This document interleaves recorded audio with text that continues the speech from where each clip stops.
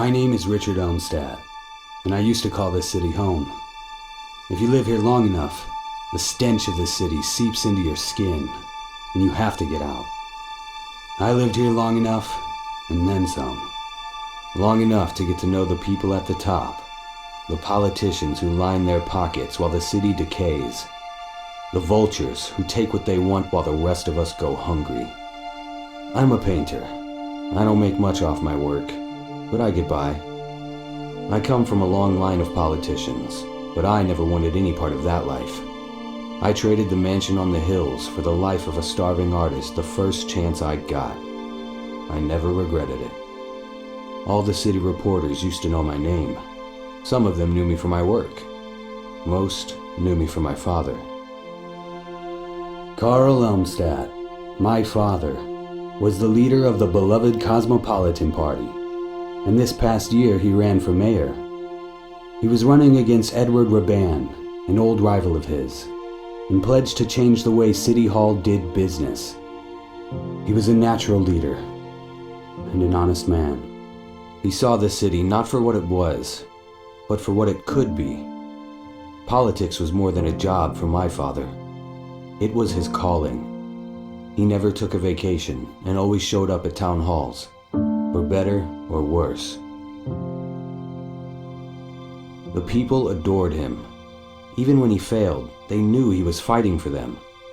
He was fighting to take the city back, and the vultures at the top weren't going to let him. The night it happened was nothing special. He was working from home, as he often did. That night was his last. A cold-blooded armed robber broke in and shot him. The killer stole everything he could and left my father bleeding on the floor. My father was a noble man. He deserved better. When I was a kid, my father never had time for me. When I got older, I decided I didn't have time for him. Now I'm burying him, and I wish I could go back. I wish I could talk to him one more time. I'd tell him that I admired his courage, that I loved him, and always did. This was no random crime. It was calculated, planned. I'm sure of it. After the election, my father made enemies, and that night one of them struck back. In my bones, I know that Edward Raban is responsible for this atrocity, but I have to prove it. I don't have many friends in this city, but if there's one person who can help me at a time like this, it's Judy. I only hope she'll take my call.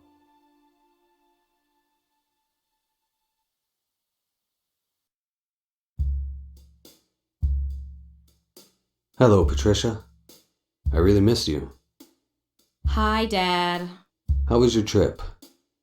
I hope you weren't bored. It's a long way from home. What do you think? I was just staring out the window contemplating life? It's the 21st century, Dad. I have my phone. Can we just skip the lame small talk? Well, somebody's a bit cranky from the trip. Why don't you just relax a bit? We'll talk later. Can't wait.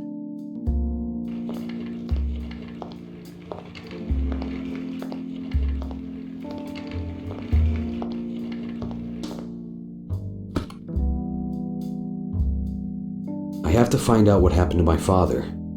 I know I haven't spoken to Judy in more than 6 years, but I need her help. I should call her as soon as possible.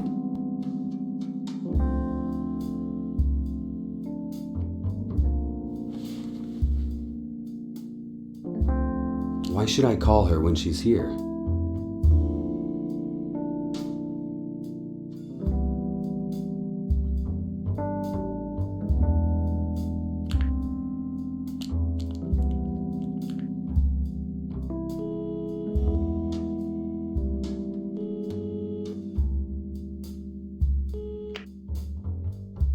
Cassidy? Hello, Judy. It's me, Richard. It's been a while. Wow, the great Richard Elmstat has decided to grace me with a phone call. Listen, Judy. I know you're upset with me, but I really need to talk to you. Talk about what? About my father's death. I need your help.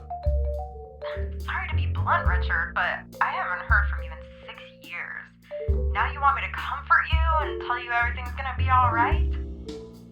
No, it's not like that. I'll explain everything. Go ahead then, explain. Not now. Can we meet in private? Fine. Come to my place. Thanks.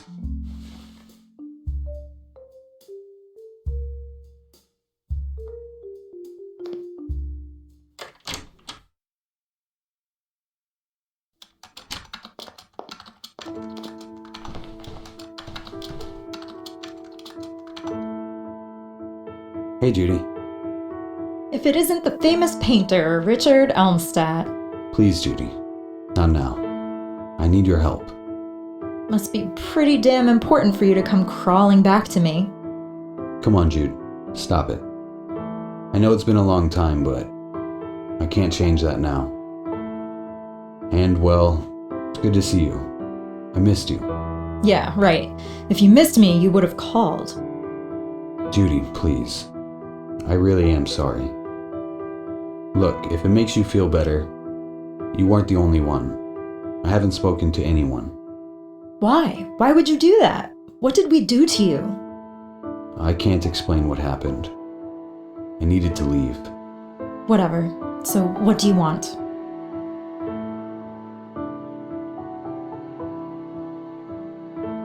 Judy, I can't apologize enough for what I did. I didn't want to leave you. I just couldn't be here anymore. You could have said something. You could have called. You just disappeared. I know. I was going through a difficult time. Don't act like the victim, Richard. We all thought you lost your mind. We thought you were... I know. Please forgive me. I wish I could go back and change it. But you can't. Well, nice to have you back, I guess. You look good. Thanks. You too. I'm here because I need your help. What a surprise. I know you're not on the force anymore, but can you still track down anybody under the sun? You still got the system up and running? Yeah, I still got it. You're the only one who can help me. So, spit it out. Who are we looking for? I'm sure you heard about my father. Of course. I'm so sorry. I need your help. I think Raban was behind it. Jesus, Richard. That is a bold accusation. You know he's the mayor, right? Exactly. He's the mayor now, since my father died. I never took you to be the conspiracy theory type. I know it may seem suspicious to you, but you can't just go around accusing people of murder. Besides, they already caught the killer. I know. That's why I want to find out what really happened. On my own. Well, with your help.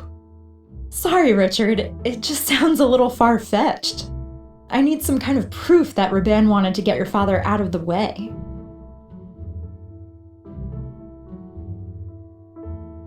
So, how have you been all these years? Same crab, different toilet.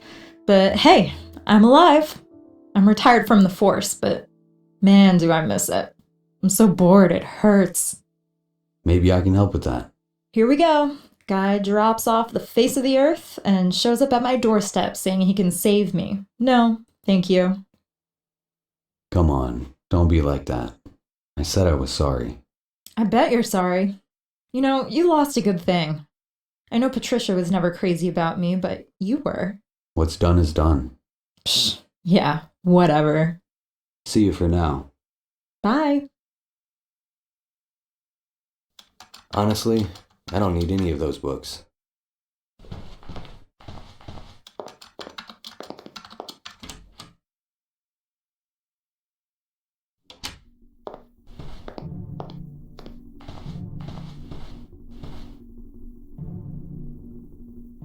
I'm sorry, Father.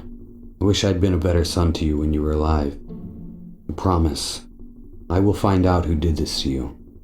I will. I don't need that.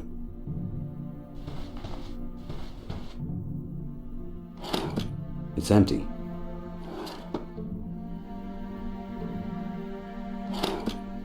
Peroxide in his work office? That's unusual. I'll take it nevertheless. I love the smell of The police already went through his documents and computer data as part of their investigation. I won't find anything useful in there.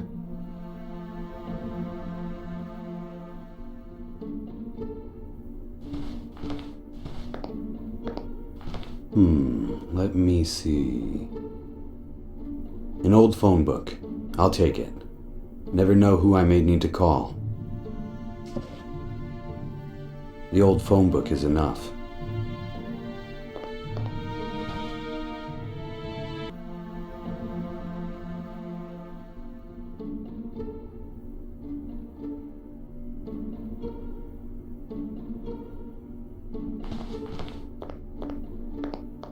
I don't need that.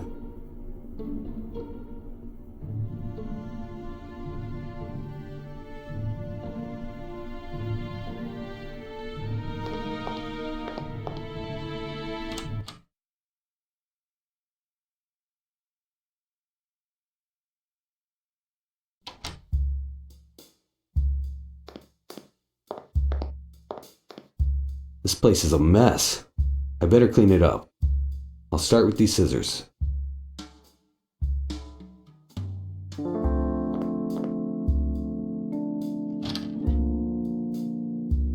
My knife!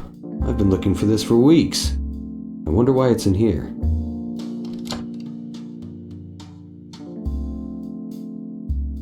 No time for jazz right now.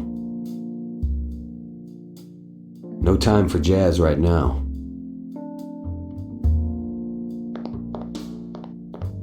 My paintbrush. I'll take it. I don't need to touch that. I don't want to change my... I already took a shower today. I'll leave that where it is. I'll leave that... Nothing else useful. I don't need anything in there. I'm not hungry. Do you have a moment, sweetheart? What is it? How you holding up, honey? I mean, with Grandpa. It's still hard to believe. I can't wrap my mind around it. How can anyone be so evil?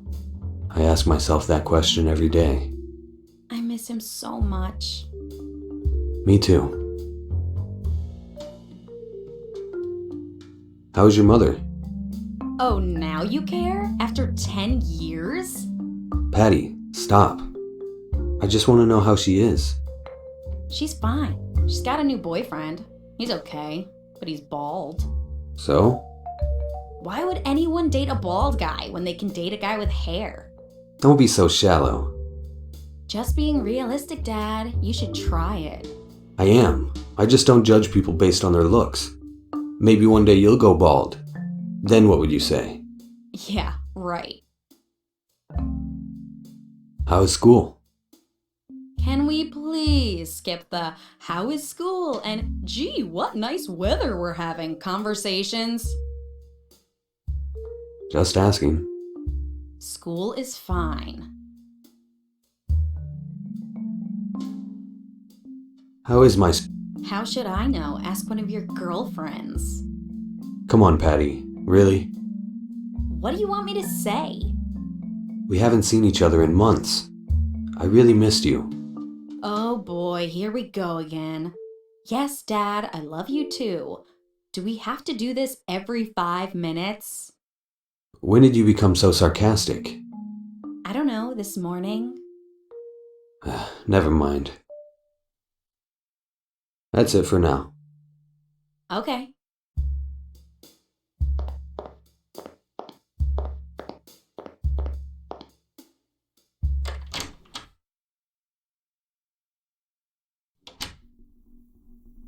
I love the smell of antique wood.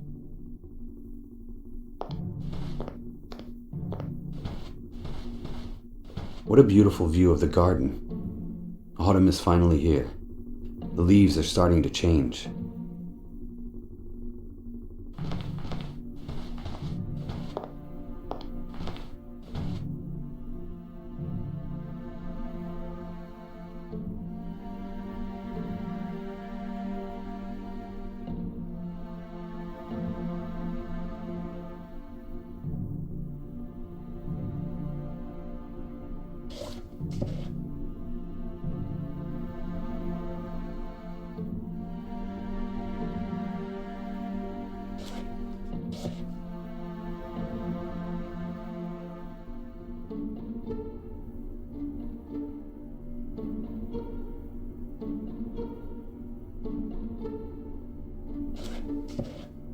What is that?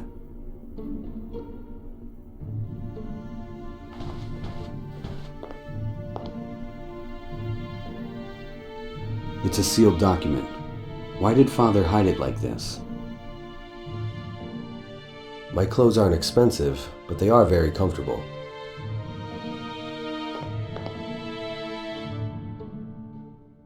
I would never destroy my father's personal documents. Dad, what did you hide in there?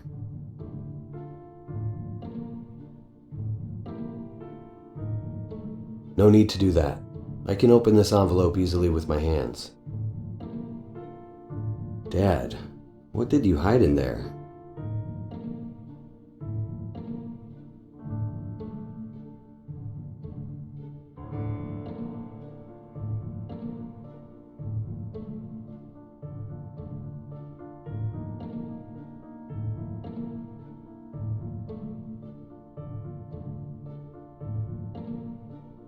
I'd rather not.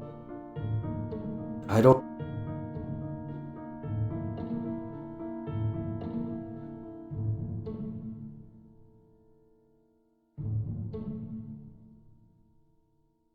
An envelope I found in Father's office.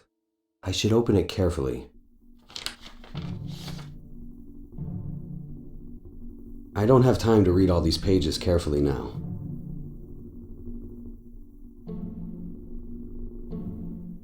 These documents appear to be some kind of policy agenda. Let me see. Wow, this is huge. These documents detail my father's proposals for a wide array of new social programs. He called it Project Cosmo. He wanted to reinvest in the city's educational system with major building renovations and a new vocational school downtown. He had a plan to fight homelessness too. The city would build new shelters and partner with drug rehabilitation centers on a new work training program. He was going to raise the minimum wage and create a system that would offer healthcare to all city residents. It's ambitious to say the least.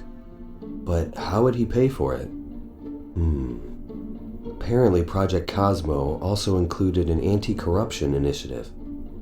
My father had located hundreds of millions of dollars in misused funds. This was money that was flowing to organized crime syndicates and, of course, right into the pockets of Edward Raban and his political cronies. This document identifies at least 24 politicians from both parties who were stealing money from the budget. Amazing.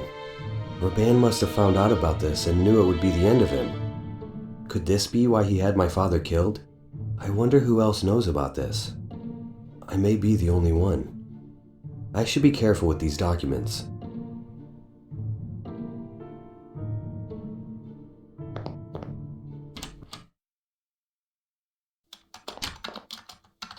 She won't help me if she doesn't believe me. I need to somehow prove that Raban was behind my father's death.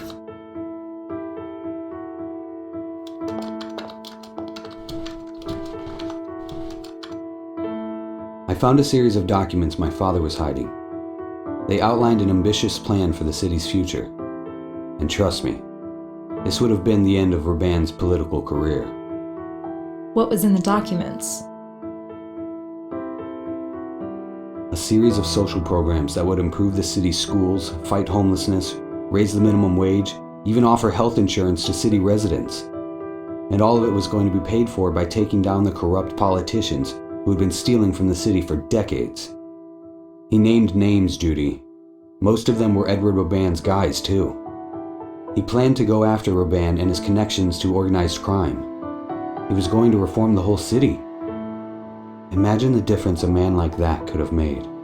I guess I never knew that side of your father. I always assumed he was just like the rest of them. No, he was a great man. But I fear he made some powerful enemies. All right, Richard. Let's say for now that you're right about Raban. Maybe he did have something to do with your father's death. What's our next move? You need me to look into something?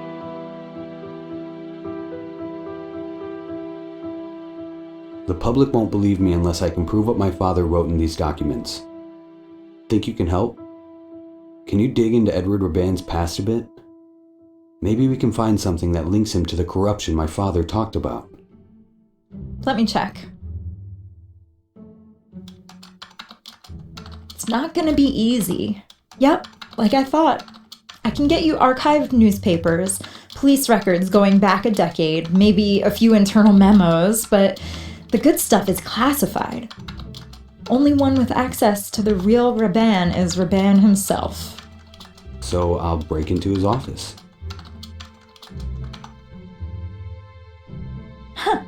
Yeah, security will definitely let the son of a dead political rival rummage through their office. Good idea.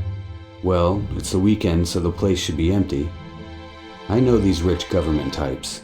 They don't work on their day off. How are you gonna get in? You need an employee card. Hold on. I might have something.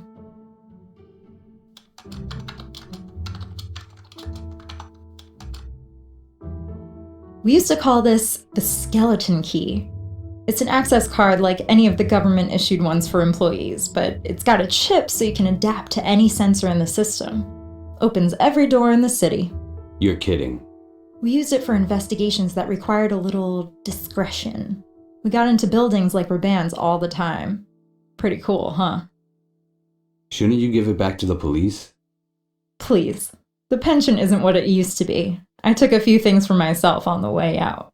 Can I borrow it? Maybe. What do we say? Please. Please and? Thank you. There you go. That's the Richard I remember. See you for now. Bye.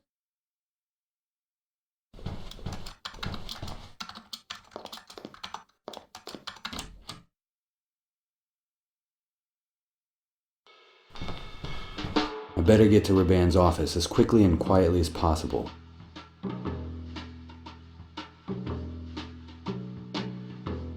I can't open the elevator with my bare hands. Not yet. She'll notice me. I need to disguise myself. That's hot. I don't want to burn. I can't just talk to her. She may recognize me. I need a disguise. Just pushing buttons alone won't help. No time to relax.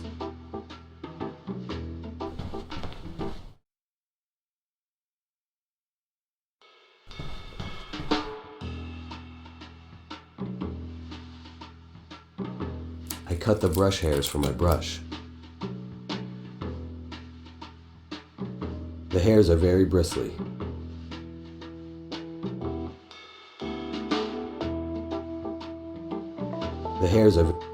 The hairs are very bristly.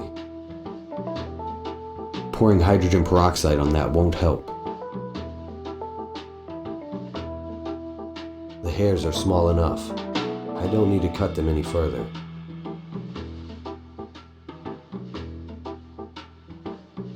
Just pushing buttons I'd rather not.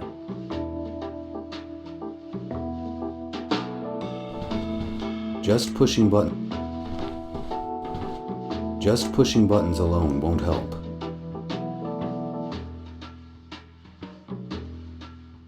Pouring hydrogen. I'm not drinking that. It'll make me sick.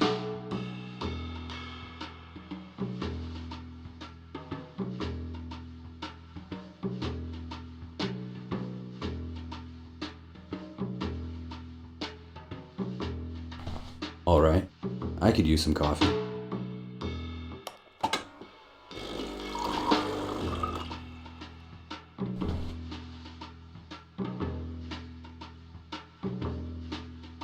I want the brush hairs to stick together, but liquid coffee won't work.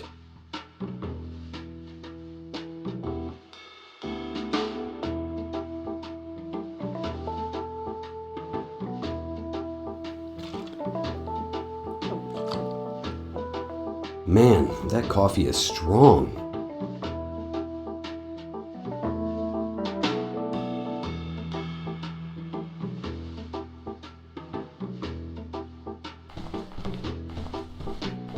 It's hot.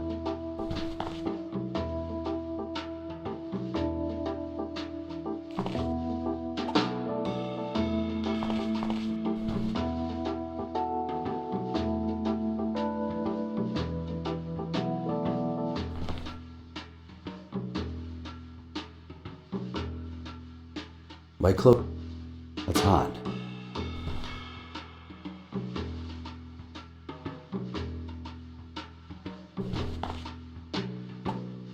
The heat has completely dried the coffee. The only thing left is a sticky, sugary residue. So, let's piece things together. Voila! A fake mustache worthy of Hollywood. I used to rock a mustache like this back in the 90s.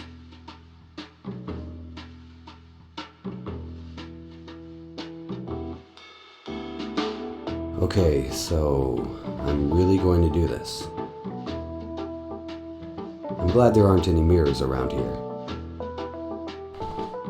I can't open the elevator with my bare hands. Not yet. She'll notice me. I need to disguise myself. Good evening, ma'am. Evening. I'm here for a meeting. Could you please show me your employee card? Oh, of course.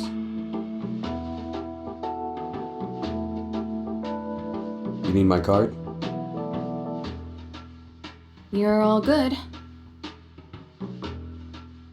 Wait a minute. What is it? I know you. You do? You're that famous painter. Well... Oh my god, I forgot your name. What is it? Oh, I know. Salvador Dali.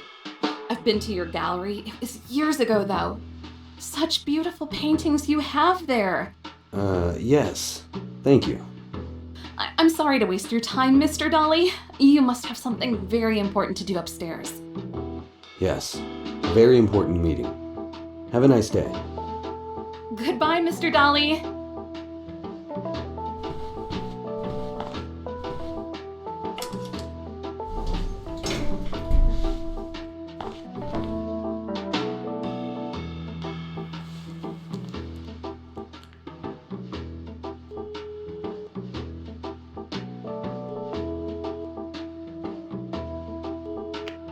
Hi, Richard. What's up? Hey, Judy. I made it past the receptionist and I'm in the elevator. Took you long enough. I had to disguise myself. I'll tell you later. So, where's the office? Let's see.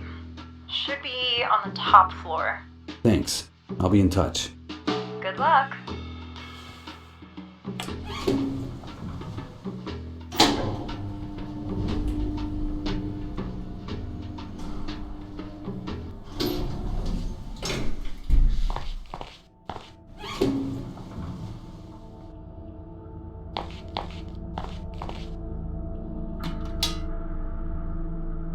I'll try to cut off the electricity. Hopefully that will disconnect the door security lock. Oops.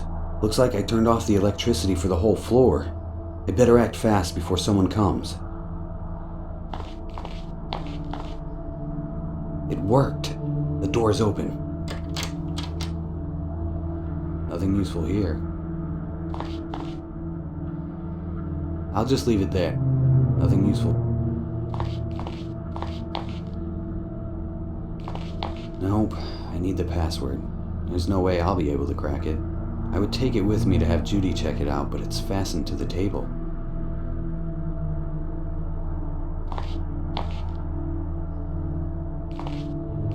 Urban's phone will really help me. I better bring this to Judy. Maybe she can track some of his calls. I'll leave that where it is. Nothing useful here.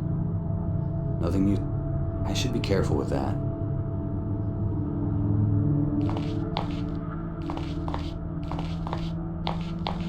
Wow, what a view. It makes you think. The kind-hearted, honest people of this world live in shacks, while the liars and murderers own everything. Politics my ass. I'm glad I never started a career in politics. I can never bear standing in the same room as someone like Urban. Nope, I need the password. There's no way I'll be able to crack it. I would take it with me to have Judy check it out, but it's fastened to the table. pouring hydrogen peroxide on that won't help. I shouldn't cut that. I might need it. I don't want to destroy that.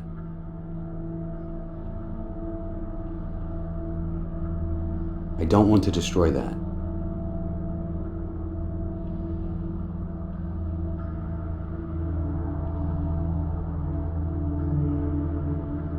That card looks very authentic. The phone might be all I need. I should leave before someone finds out I'm here. My job here is done. Better get out quickly before someone shows up. I'm telling you, that guy's out of his mind. I hear you, buddy, but you can't argue with the money. Oh no, someone is coming.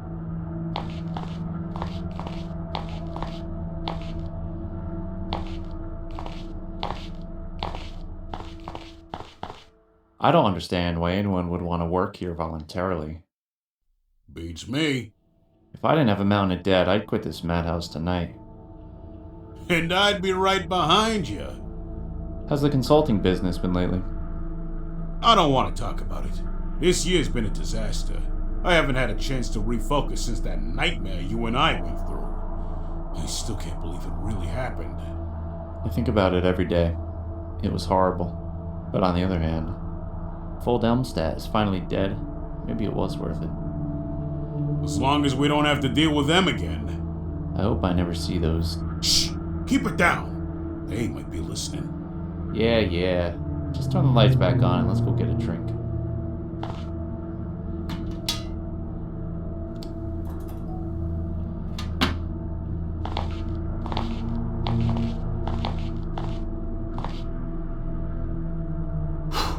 That was close. Well, now I know for sure that Raban had something to do with my father's death. But who were they talking about? I shouldn't stick around to find out, though. I need to get out of here.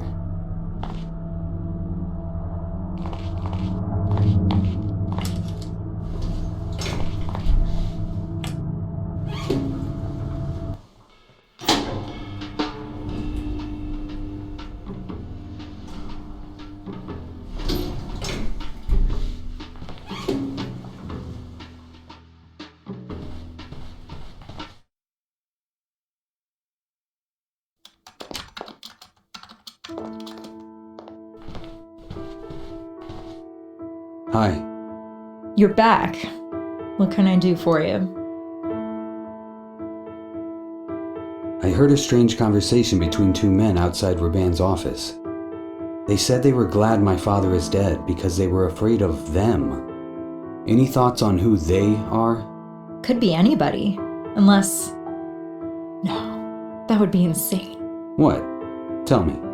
There was a string of cases not unlike your father's murder back in the 80s. Within a year, we had 4 or 5 killings, all of them suspiciously similar. It was a big deal back then. The whole force was on it. We learned about it at the academy.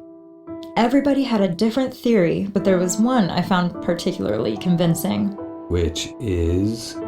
Some say there's an underground organization in the city. They mostly lay low. Some drug money here, blackmail money there.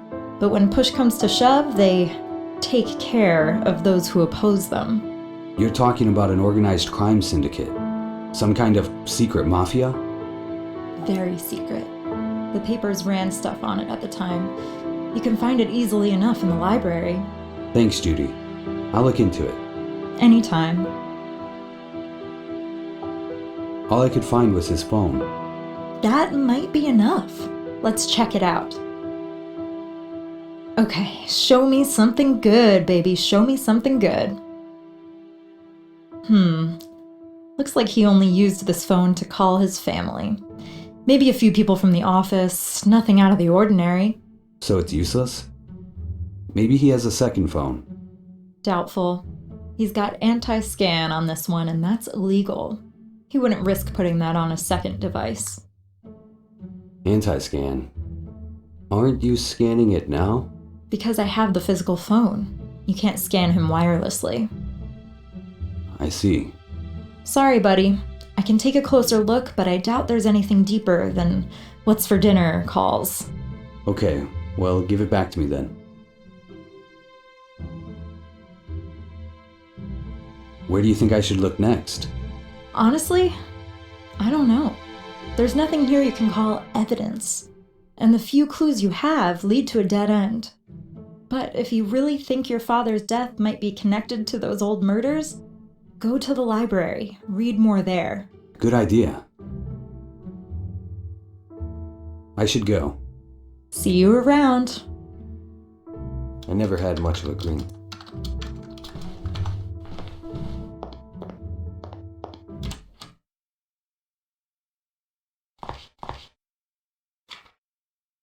I don't need that. Man, I haven't read a book in ages. I would love to sit down and read now, but I have more important things to do. Good afternoon. Hello there. How may I help you?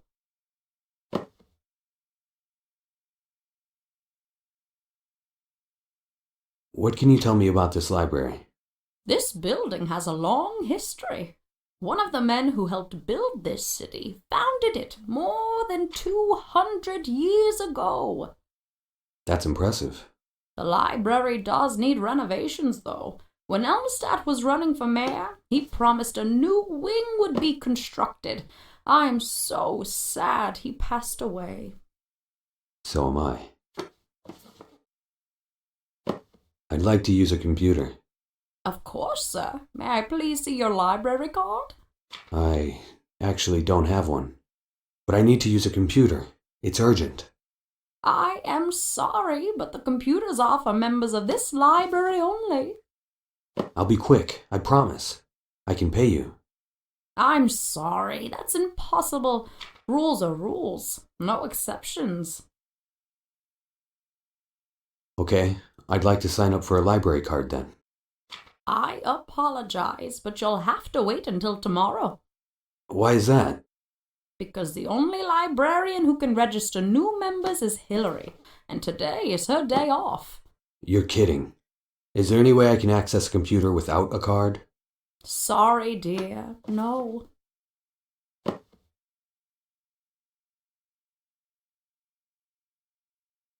Tell me something about yourself. Me?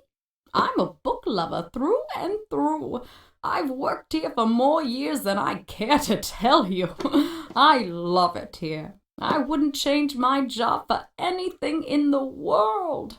Don't say that too loud, or your boss will hear and take advantage of it. No, I'm not afraid of that. He's a very sweet young man, like yourself. Thank you, ma'am. I have to go now. Goodbye, dear.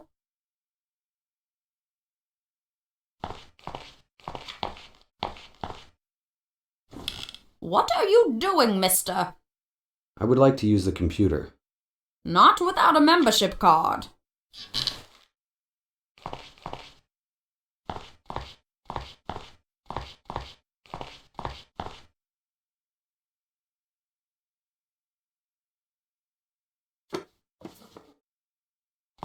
Excuse me. Yes? What are you doing?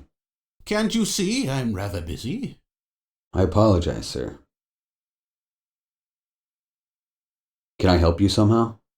Pfft, I deeply doubt that. Why is that? Because no one can help me, unless you're a psychic. What do you mean? I am looking for something that is impossible to find. I see. What can you tell me about this library? It's the oldest in the city. Been here for at least a century. They've updated it and modernized it, of course. But you can still feel the history in the walls. I love that about this place. I know what you mean. I feel it too. I thought I was the only one. This is a magical place. I spend all my time here. Best thing about being a bookworm is that no matter how many hundreds of books you may have read, there are always thousands more right there waiting for you. Exactly, my friend. You understand.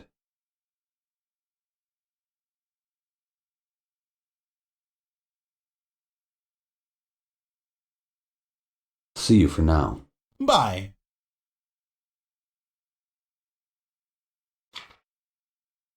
Why should I do that? Why should I do...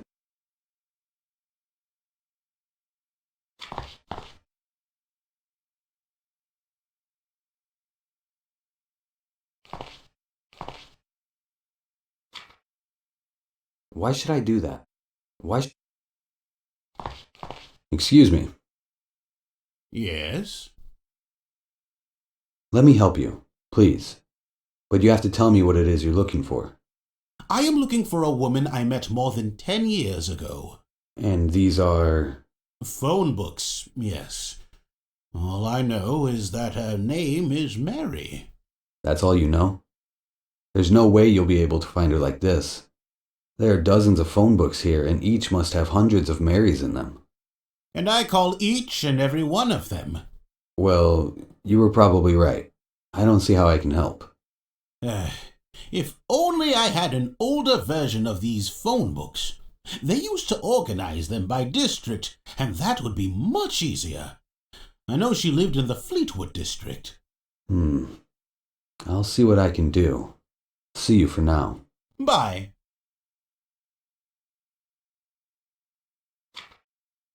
Here, sir. Try this.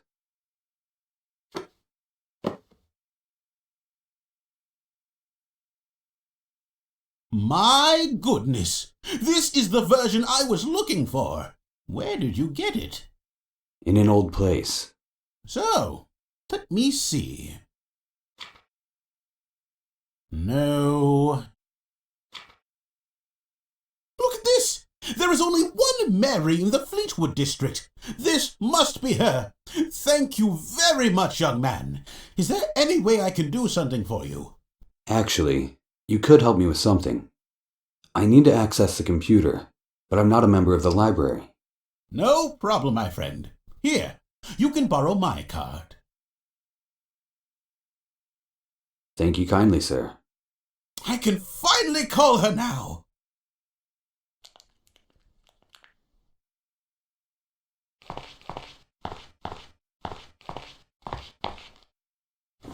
What are you doing, mister? I would like to use the computer. Not without a membership card. I can't persuade her to let me use the computer just like that. I need a library card.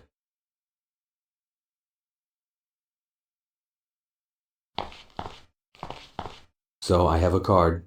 Can I use the computer now? Of course, dear. Let me see. Wait a minute. This is not your card. This is Jake's card. Yeah, he lent it to me. Just for today. Is that okay? Jake, did you loan your membership card to this gentleman? Yes, I did. He's a wonderful young man, and I owe him one. Okay, if Jake says it's all right, you can use the computer. Thank you very much.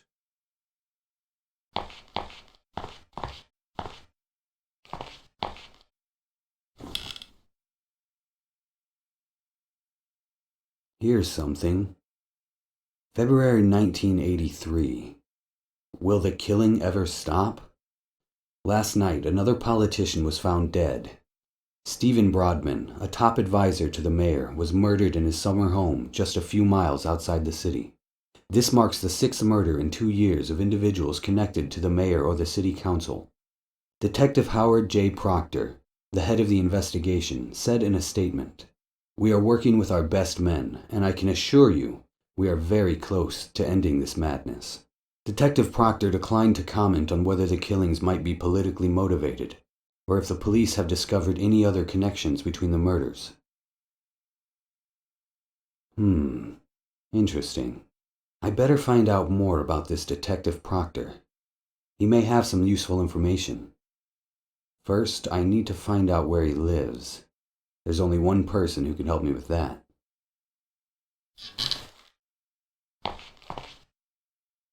He's too busy talking on the phone.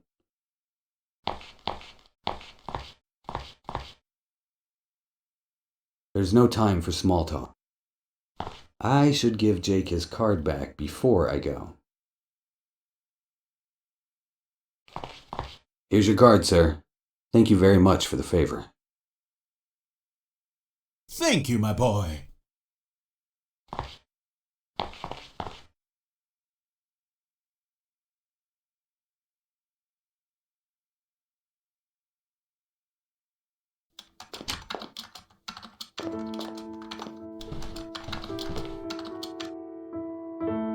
Hey, Judy.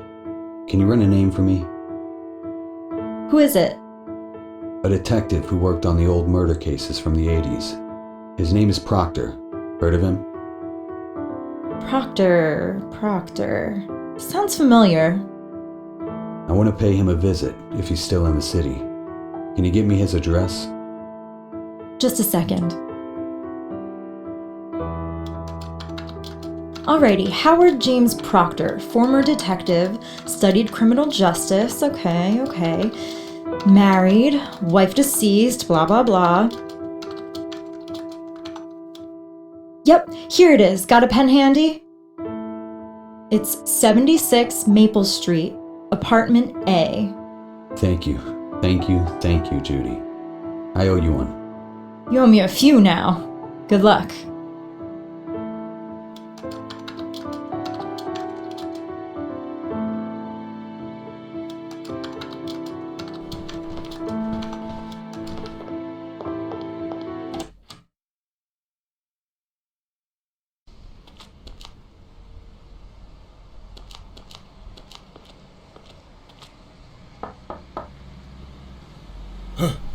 Hello?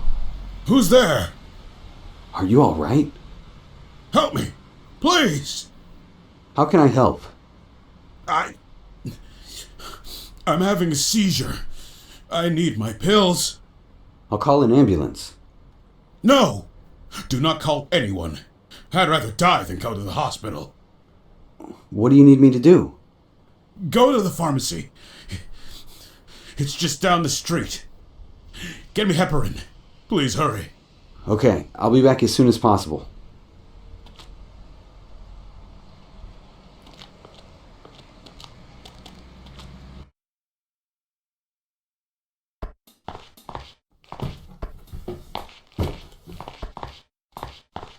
Good afternoon.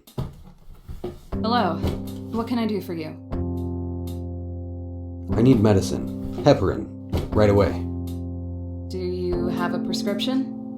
No, I don't. But a man is in serious danger. Yeah, sure. A man is in danger. Never heard that one before. What? We don't just hand out drugs to junkies here. You need a prescription. You don't understand. It's not for me. This man could die. No prescription, no medicine. I'm sorry.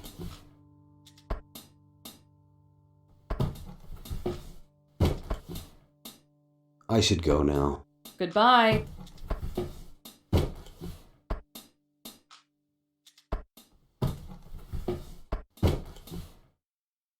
Can you tell me anything about this? I don't know where you think you are, sir, but this is a pharmacy. Do you have a prescription or not? I see.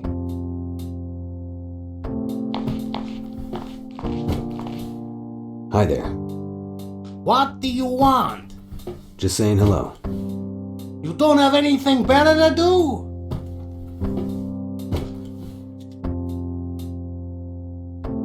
Do you know anything about the lady up front? Yeah, she's a pain in the ass. All she does is complain and act superior to everybody. You know what? I think you two would get along. What are you doing? What does it look like I'm doing? I'm working. What's your job here? Hey man, get a life. I don't come to your job and bother you while you're working. Do you even have a job? I'm a painter. Well, look at you, Mr. Fancy Pants. Must be nice. I carry heavy boxes. That's my job. What can you tell me about this pharmacy? It's a pharmacy, same as every other one in the city. The truck drops stuff off, I bring it in. I should go now. Fine. Can you tell me anything about this? Can't you see I'm busy?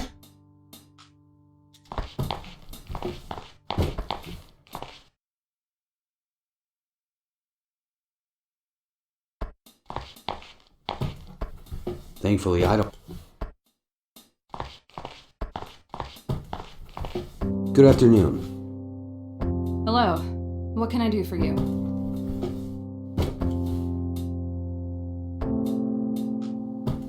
How can you be so cruel? How can you live with yourself? Easy. I wake up, come to work, and do my job. And my job is to provide medicine to people who actually need it. How can I prove to you it's really for my friend?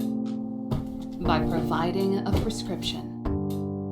This is hopeless. I need to get it another way. I should go now. Goodbye.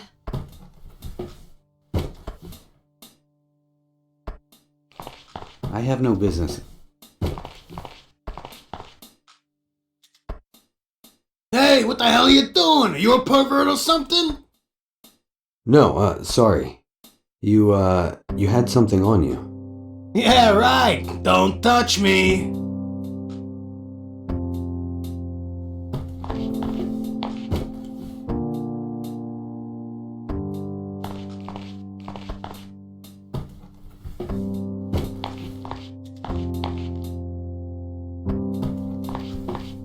Here. Why didn't you say you work for us? I'm happy to say you passed the test. What test? I'm the regional pharmacy inspector. You didn't sell me the pills, which is correct. You shouldn't sell anything to anyone without a prescription. Keep up the good work. Oh, thank you. Although I do have a friend who needs his heparin. That won't be a problem, will it? Of course not. I have it right here.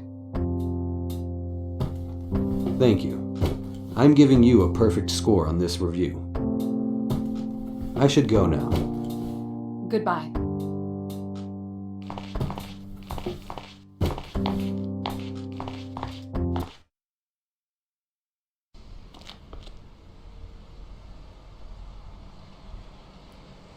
I'd rather not.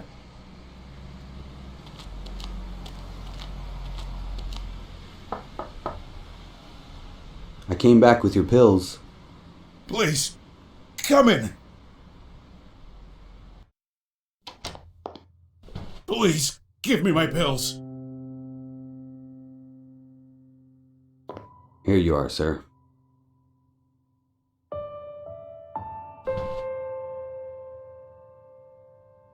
I cannot thank you enough for what you've done for me, my boy. Of course. It was no trouble. If you hadn't passed by, I don't know what would have happened. Please, have a seat. You're not one of those Jesus freaks, are you? Or here to get me to sign a petition against war in the Middle East? Because I'm so very tired of those people.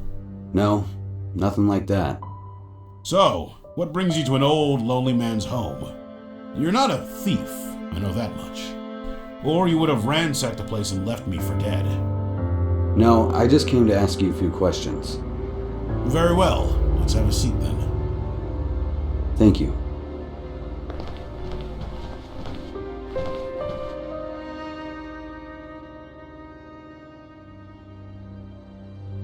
Do you mind if I ask you a few questions? Of course not.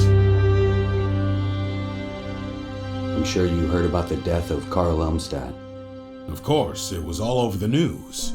I understand they caught the bastard. He deserves to rot in prison. Though nowadays, prison is for girls. These degenerates spend all day watching TV, going to the gym, studying. Ha! Might as well be a spa resort. Back in my day, prison was hell. If you murdered a good man like Richard Elmstat, you were made to feel the full, brutal force of the law. Who's Elmstat to you? I'm Richard Elmstat, his son. Oh, I'm so sorry, my boy. I can't imagine your pain. But you can help me. How's that? Can't you see it? The mayor promises change and reform. Then, he's assassinated. Sound familiar? You're referring to the cases I closed more than 30 years ago. They were solved, my boy. What does your father have to do with them? The same people did it. You know it. Know what? There is a secret society that rules this city. They're not elected. They exist in the shadows. You're drawing conclusions based on conspiracy theories. Am I? Either way, your father's case is closed. They caught his killer. What else is there to do? I can't let them get away with this.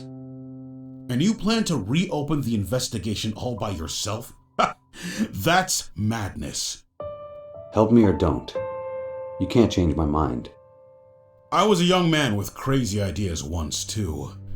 If some old man told me it was impossible, I told him to shove off, and did it anyway. Very well. I will help you if I can.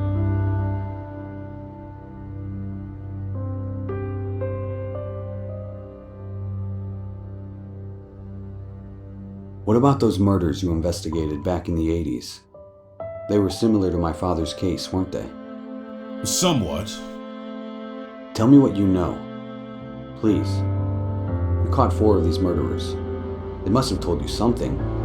No one said anything. Most of them died before I had the chance to question them.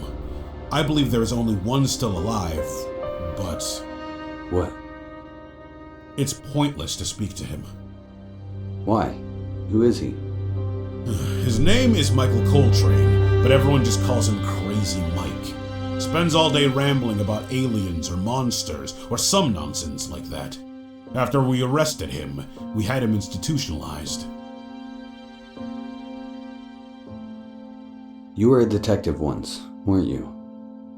Yes, I was. Why do you ask? I've read a lot about you. Oh, you have you? I didn't think anyone gave a damn about the old schoolers. You were a hell of a detective back in the day. One of the best. I don't know about all that. It was a job. I did it better than most, I suppose. What can you tell me about this Crazy Mike? He was once a very talented assassin. Killed a lot of politicians across South America and Europe in the 80s. His psychiatrist claims he had an epiphany. He suddenly realized the horrors of his profession, and snap! He couldn't take the guilt. He went insane. Is he still in the same prison hospital? As far as I know. Why? I want to talk to him. And what do you plan to do? Kick down the door and demand to question a lunatic? They'll lock you up with him. You can't just visit a place like that. And even if you do see him, he won't tell you a thing. I can still picture the crazy look in his eyes when we busted his apartment. And the smell! He hadn't gotten up off the floor in a week. Pissed all over himself. Couldn't even speak except for some gibberish about the monsters. He was terrified. We never could get a confession out of him. Couldn't even get him to say a proper sentence. I can't imagine they cured him in that hospital. Still, I need to speak to him. It could help me a lot. You can try, but I wouldn't if I were you. This was no ordinary break-in. It was a planned assassination, just like in the cases you worked so many years ago. Those cases are closed. Cold-blooded thieves in the night, nothing more. But you don't believe that. You're not in the force anymore. You don't have to lie to me. At this point, you're only lying to yourself. All right, but what I'm about to tell you has never been proven. I came close a few times, but my superiors wouldn't hear of it.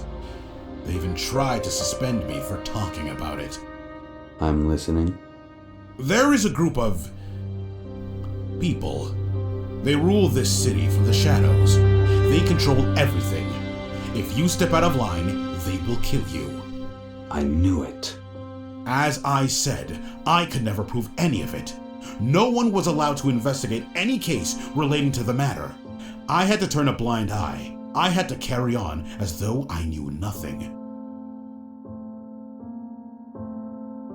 But who are these people? Are they mobsters? A secret society? I really don't know. I only know they exist and that they've been here for decades. You must know more. There were rumors that they moved through the city using underground tunnels, but that's impossible, and I never found any reason to believe that was true. That's all I know, my boy. Thank you, sir. This has been very helpful. I appreciate your help. Of course. Photographs are windows into the past. I would never steal these treasures from anyone. Thank you for your time, sir. I'll let you be now. No trouble at all. It was a pleasure to meet you, Richard. Good luck with your investigation. And thanks again for helping me. You're a good man. Don't mention it.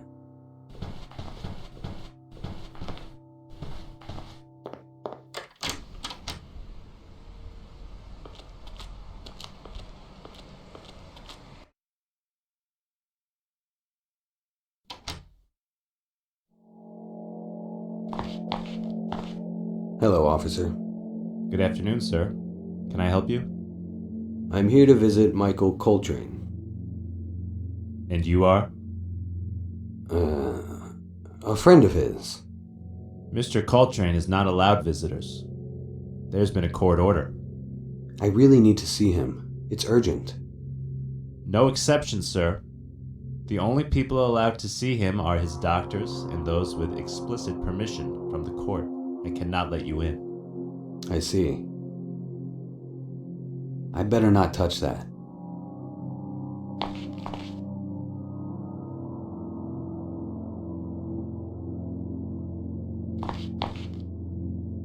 Can you tell me anything about this?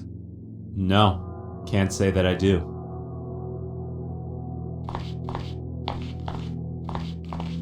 Where do you think you're going, sir? That area is off limits. I can only let in doctors and those with explicit permission from the court. Show me your credentials, or you'll be removed from the premises. Oh, of course. Sorry.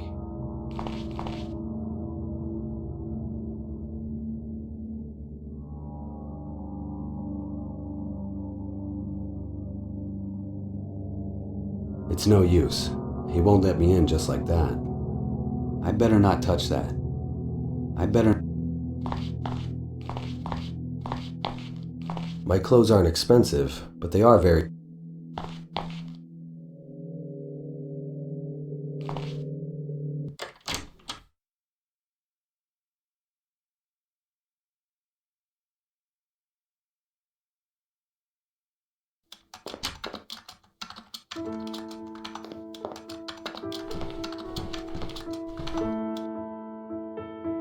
Hey, Judy.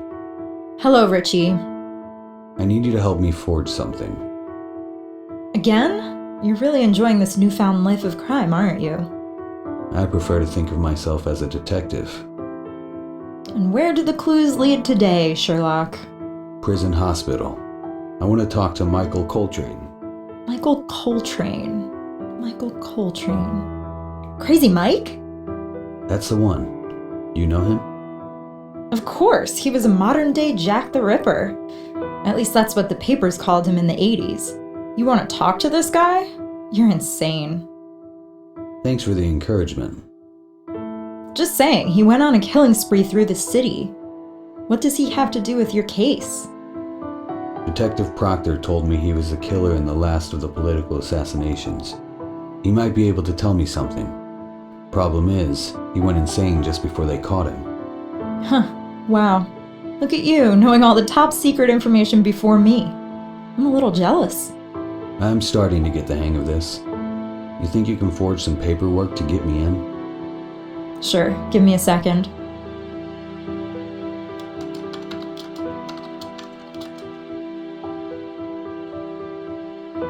This should get you access to most of the prison wing. It's a clearance pass for a visiting psychiatrist. The guard won't look twice at it. Just don't forget, your name is Dr. Frank Villarmo. You're my hero, Judy. What would I do without you? You know, not many people would help someone like me. Not after I left everyone I love. After I left you. Richard, I don't know if I can ever forgive you. I hoped that you would come back one day, but when you disappeared, that hurt. That hurt for a long time. Seeing you again is a little like picking at the scars, you know? If you want me to leave... No, stay. I need to know why you left. I need to hear you say it. I told you, I had my reasons. Richard, I don't care what you say. Just don't avoid the question anymore. Why did you leave? It happened gradually. I felt myself pulling away from everyone, getting further and further. And then I reached a point when I couldn't speak to anyone. Why not? I was depressed. I would lie awake all night, unable to sleep. And when the morning came, I couldn't get out of bed. That's why you wouldn't sleep here? I didn't want to put that on you. You could have told me. I could have helped. We all could have. Patricia, Miranda, everyone. I know. I chose to be alone. But then being alone became too much. I couldn't escape the feeling. I started What? Tell me. sleeping with my models. I thought it would cure my depression, and it would work for a little while. I would forget how I felt. I'd forget everything.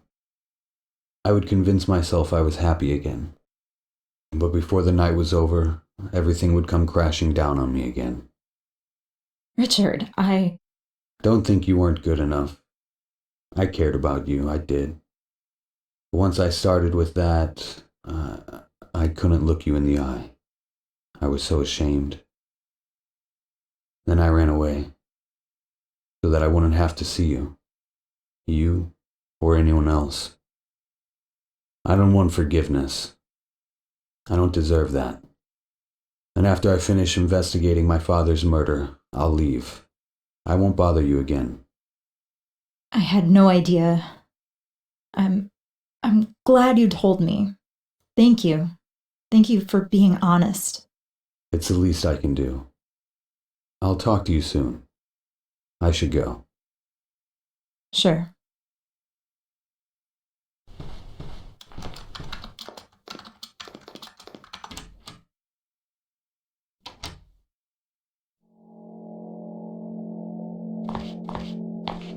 Hello, sir. I am Dr. Frank Villiarmo. I would like to examine Michael Coltrane. Good afternoon, Doctor. Let me see. All right, you're good to go. Are you new? Haven't seen you here before. Yes, I've just arrived from the University of Alabama to study Mr. Coltrane. He is a fascinating subject, I must say. You could say that. Just be careful. The glass is bulletproof, so you're safe, but he does try to intimidate new people. Don't worry. I'm used to that. Can I be honest with you, Doctor? Of course. This guy is mentally ill. I mean seriously deranged. I don't understand why you're all so fascinated by him. The most disturbing cases are always the most interesting. I'll say this. He has gotten better over time. Been here 30 years. And when he's medicated, he can at least speak coherently. The treatments are working then. Yeah, maybe. Anyway, good luck. Thank you.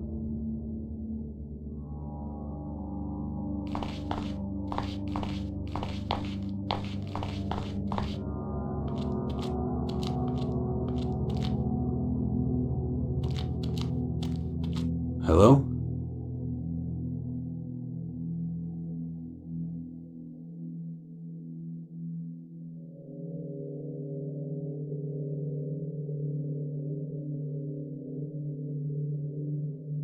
My name is Richard.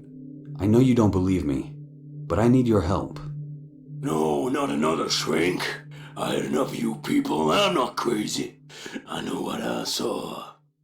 I'm not a doctor, Michael. I just want to hear your story. I want to know what you saw back in the 80s. I already told my story 1,000 times. They got it on tape and everything. Ask one of your shrink friends to play it for you. I told you, Michael.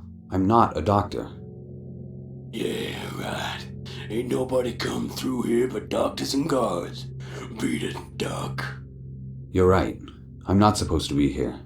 I forged documents and snuck in just to see you. My father was killed. I don't know you. I don't know your father. Not my problem? He was killed by the same people who hired you all those years ago. And what do you want from me? I can't help you. You're the only witness still alive. You think I know something? I know something happened to you. You're not the same man you once were. The people who killed my father, they changed you. Well, that may be true, but it doesn't matter. Nobody believes me. I do. Hold up, if you ain't a cop, and you ain't a doctor, how did you find out about me? Detective Proctor told me about you. Proctor, yeah, that guy, he's still alive. More or less. Listen, Michael, I risked a lot just coming here. You're the only one who can help me. Please, I beg you. Tell me everything you know about these people. I don't think you're crazy. I trust you. So please, trust me. All right then.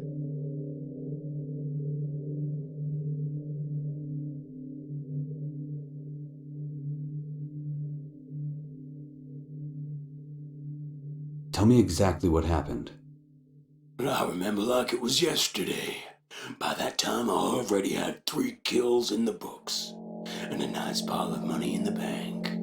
So I said to myself, that's it, I'm done. Then this guy all dressed in black shows up one day, says he'll pay me 800 grand to kill some guy. He puts 100 grand in cash right there in front of my hand and says, this is just for listening to me. You get the rest when the job's done. So I agreed. I'd do one more job. Who did you have to kill? The target was some guy I'd never heard of, but apparently he was famous. Some kind of president of the Peace of America organization. Tyler Green, if I remember right. To this day, I don't know why this hippie was so important. Tyler Green was the man who inspired my father's entire political philosophy. The pieces start to fall together. So I did the job. The guy in black said to meet him in this shack way out on the outskirts of the city. He asked for pictures for proof. Oh God, no, not again. What's wrong? I'll see it again. No, get out of my head. Michael, look at me. Oh, I'm sorry. Sometimes I have these seizures, as the shrinks call them. Are you okay to keep talking? Sure, where was I? Oh yeah, the guy in black says how satisfied they are with my work. Says they got my money right there. But first, he wants to sit and talk. He says they want me to work for them full time, but doesn't say who they are. By this point, I don't really care. Mafia, CIA, the Russians, whatever. I just wanted to get my money and get out of there. And then it happened. The room was quiet. Kinda like this room right now. But then it got too quiet. No sound at all. He started talking again, but his mouth was closed. What do you mean? God help me, I never experienced anything like it. He told me they needed me. They wanted me to be one of them. Who were they? I don't know, he just kept sending his thoughts to my head, and I heard every word just as I can hear you now. But that wasn't the worst of it. Someone else was talking. At first I thought they were in the room too, but there was nobody there. He spoke to me. He tried to convince me. He showed me pictures in my head. He showed me their incredible wealth, the power they had. He showed me how they control the world. I saw it all with my head, as if I'd experienced it myself. Like a memory, these people are not from this world. They're monsters, aliens from another planet. I started screaming. I left the money on the table and ran. And the whole time I was running, I could hear the voices in my head. The voices started speaking some nonsense language. whispering like they were right next to me. I went back to my apartment and lay on the floor for what must have been days. Do you still hear them, Michael? I heard them for a week or two after that. Then all of a sudden they stopped. But sometimes... What? Sometimes I see things. What things? Things not of this world. We are slaves, Richard. I don't want to live like this anymore. I don't want to see these things. I envy those I killed. Living in this hell is my true punishment. Don't worry, Michael. Everything will be alright. You don't know how often I hear that phrase. It's never gonna be alright. Never. Not as long as they exist. He may be hiding something important. I should check out Coltrane's apartment in case there's any evidence left behind. That is, if the apartment still exists. You've been locked away a long time, so you probably don't know. But you're kind of famous. You were one of the best at your job. Some might even say you were a legend. Me? A legend, really? Look, I don't condone what you did, but I am impressed you managed to get so close to so many important people. Politicians, world leaders. It's not easy.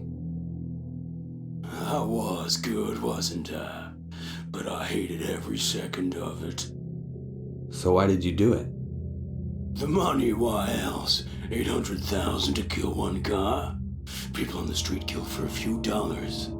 I thought of myself as a higher class of killer. But a legend? I never thought I'd be a legend. That's it for now.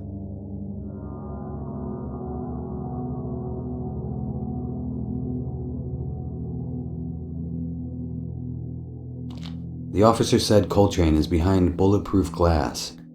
That means this is the wrong cell. I have nothing to say to him at the moment.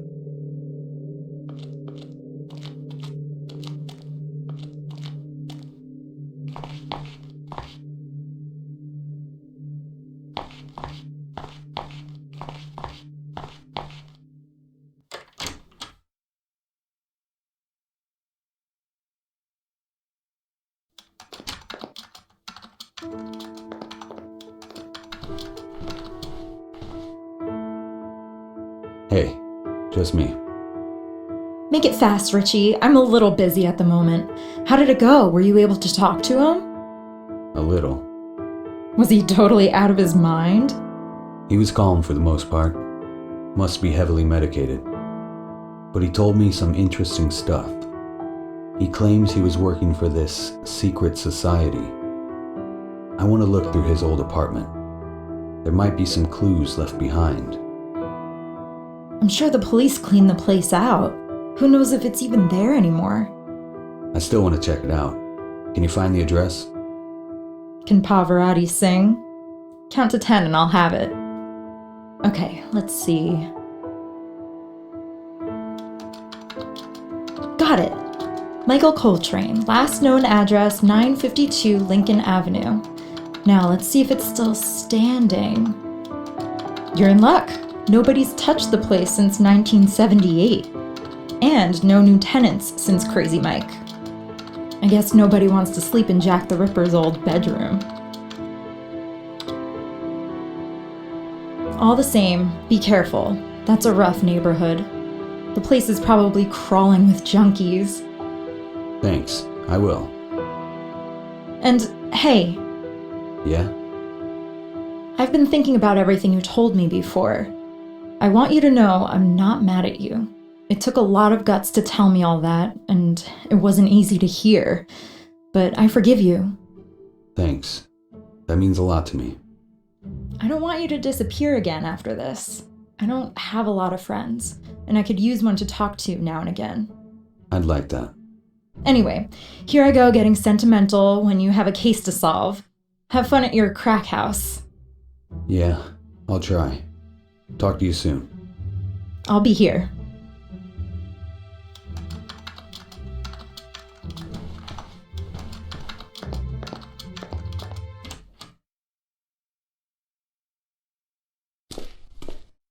Whoa, this place is a mess.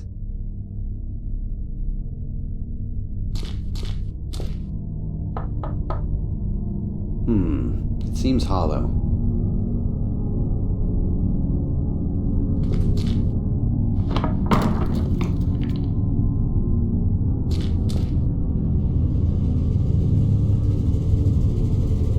There's no point in destroying the table completely. A beautiful view of one of the worst neighborhoods in the city. No thanks. I can't see any use for this thing.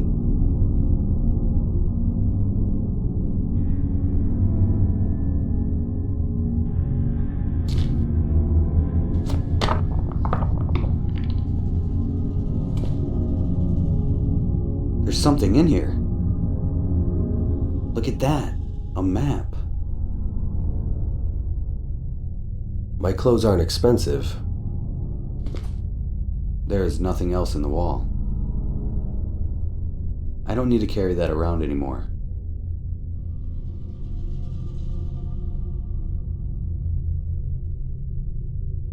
This map is crumpled and dusty. It must have been laying around Coltrane's apartment for a while. A map I found in Coltrane's apartment. It looks like it leads into the woods. It shows the coordinates of the hut where Coltrane held secret meetings with those people, whoever they are. At least I hope that's where it leads. I can't see.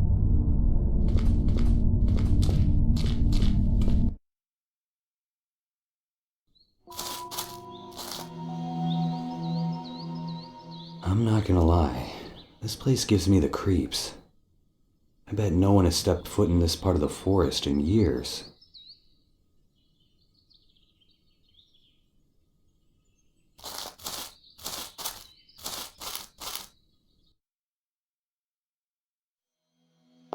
I'll take this piece of rope. I don't need that. I don't need this junk.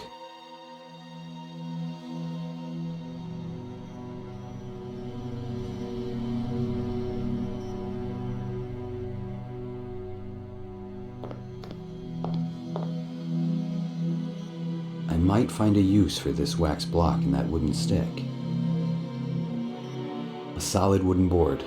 I'll take it.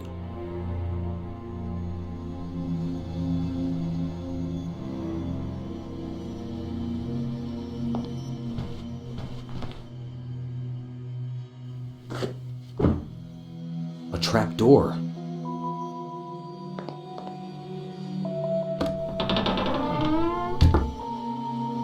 Well, well, well. What do we have here? A secret door. I wonder what's down below.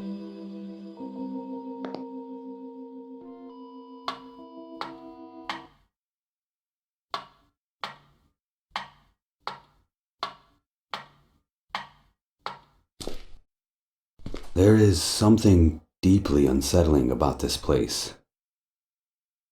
I don't like it. I should look around and get back to the city as soon as possible.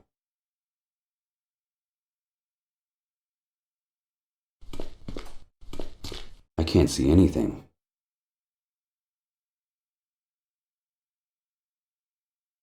No, that's not. Why would I do such a thing?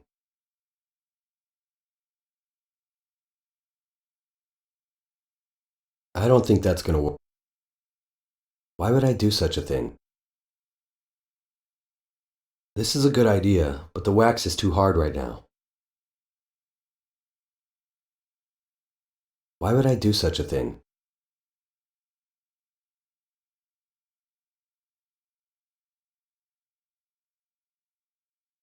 I'd rather not. Why would I do such?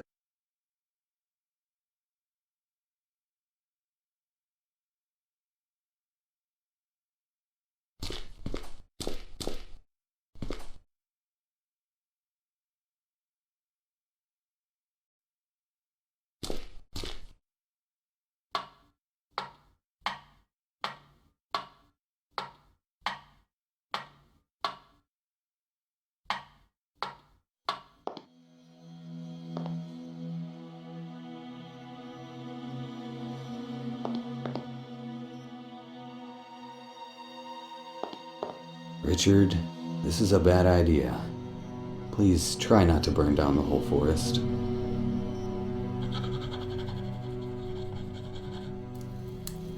I actually made fire.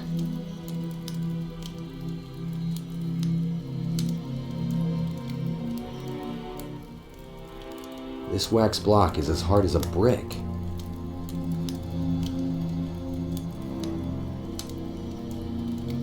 Nice. I've melted the wax. Call me a craftsman. I actually made myself a candle.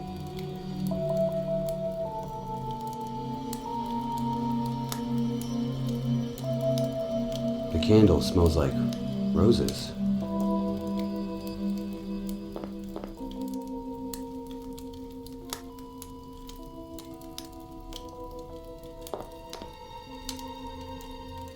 Now that I've lit the candle, I can put this out. I don't want to be responsible for a forest fire.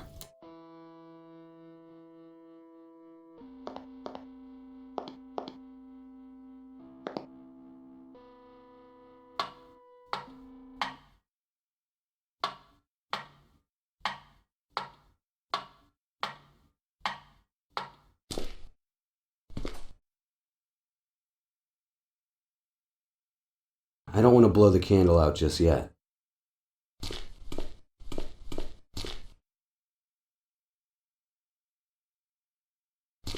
I don't need that junk.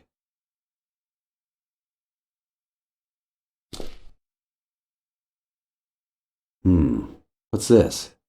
These two pieces of paper have some interesting symbols on them. They appear to be different languages, though. I wonder what they mean. Nothing else. Nothing else. I better leave the candle here.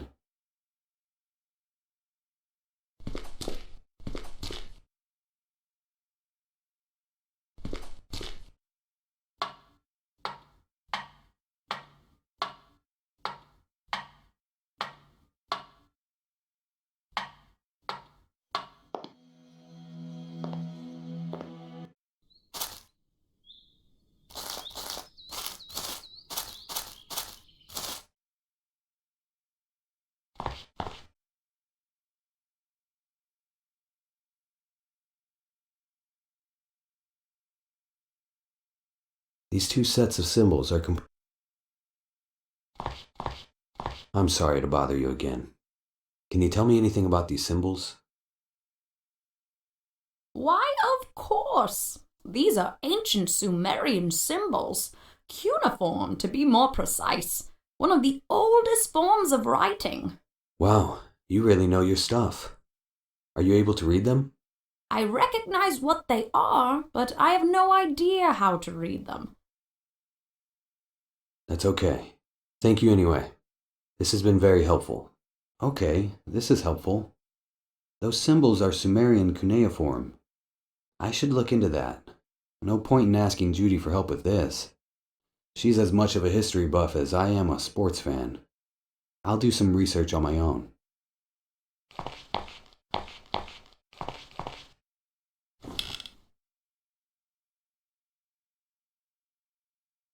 Keyword, Sumerian.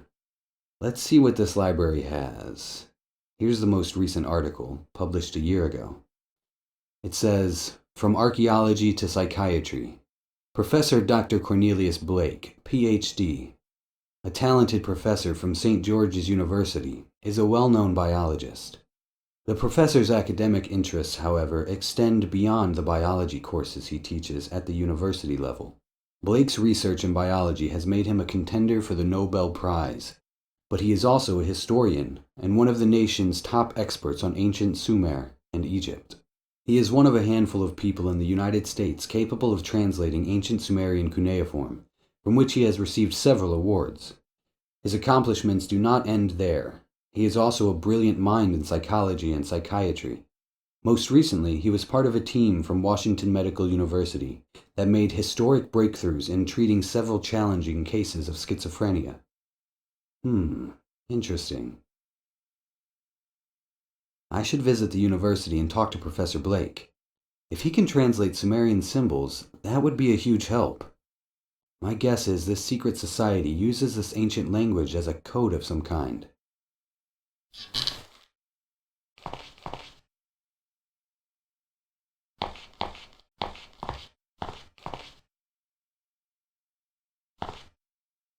Man,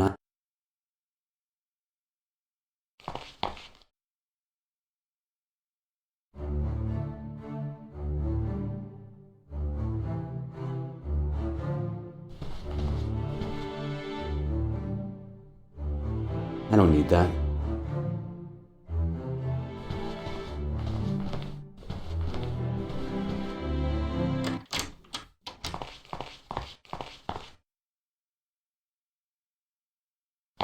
Hello, Professor.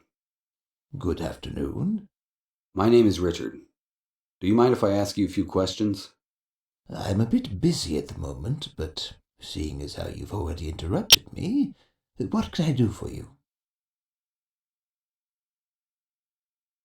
I've read some very interesting things about you. Is that so? What about? About your work. You've published papers in an extraordinary number of fields. History, anthropology, biology, psychology. You exaggerate. I just helped with the translations. Once you know a language, you know it in every subject. And one time I helped a few people suffering from schizophrenia. That's all. Wow, that's still very impressive. It's an honor to speak to someone like you. Oh, please. Journalists like to pitch us as academic heroes so they can sell their articles. If they wrote about my Intro to Biology course, which I teach every day, no one would give a damn. You're too humble. Goodbye, Professor. Goodbye.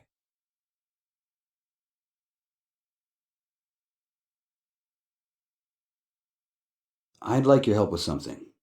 I'll see what I can do, but you don't look like a student. What's this about? I understand you can translate Old Sumerian text.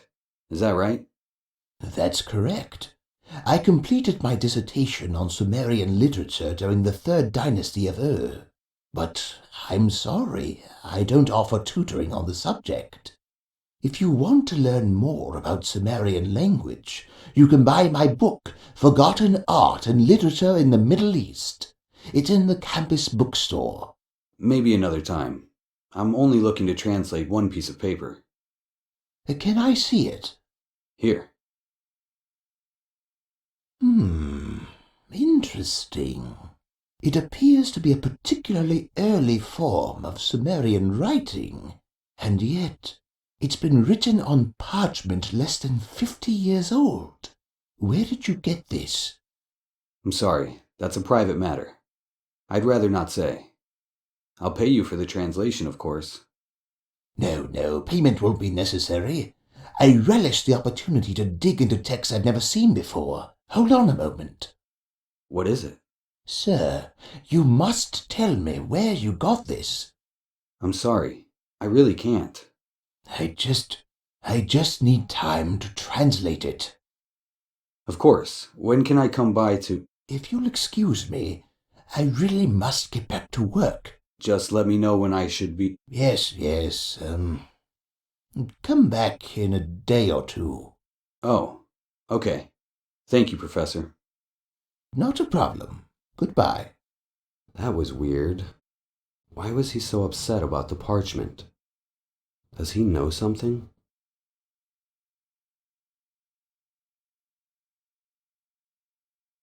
I don't really know how to use that. I don't want to break it. No time for small talk. I can't go there when Blake's here. I can't go there when Blake's here.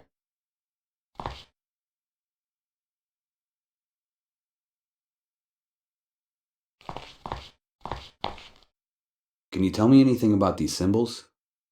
Quite striking, but it doesn't look like any human language I've ever seen.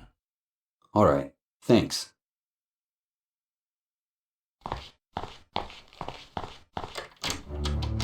I better call Judy and have her check him out.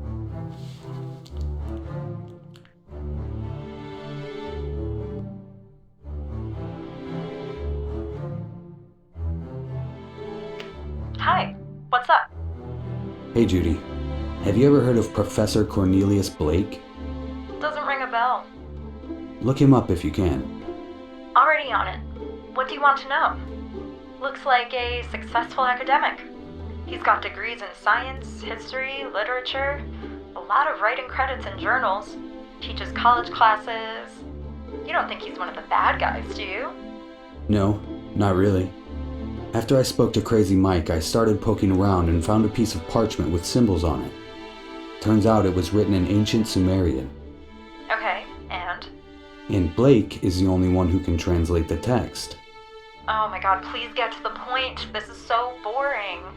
I found the parchment in an old shack where Crazy Mike made a deal with a man from a secret society. I think they're the ones responsible for these murders. Okay, I'm back in.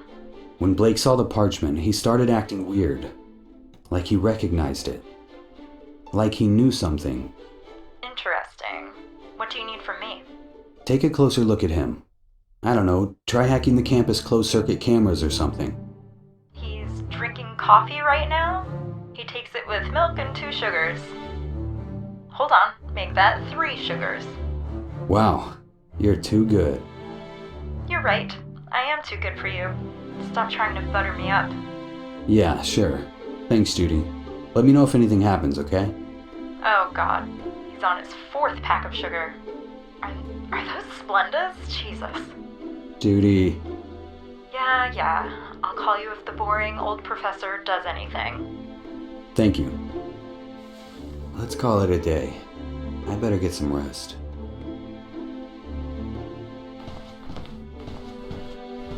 I really don't need to wander around. I'm too old to pass for a student.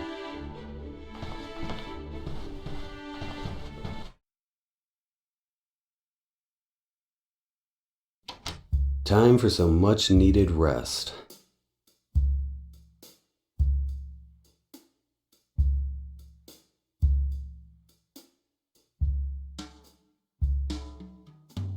Good morning, sweetheart. Hey, You sound tired. You sleep all right? I guess. Well, actually, there was something I was thinking about last night. What? What happened to you back then? You know, when you got all weird and... Patricia.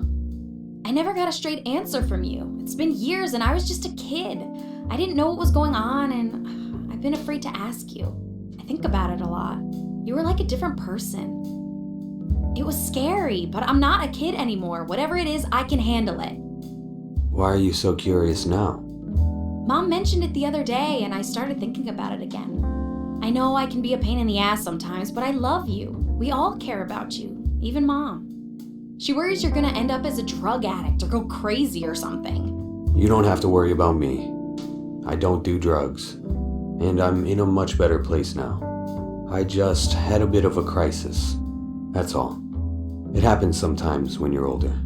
Like a midlife crisis? When guys have a midlife crisis, they start drinking or gambling or they buy a Porsche. They don't disappear for months or years. You cut yourself off from everyone. Even Judy didn't know what happened to you. I still don't see what you saw in her. Smart-ass bit. Watch your mouth, young lady. Judy was a good friend of mine. Don't talk about her like that. I'm just glad you're not with her anymore. She was bossy.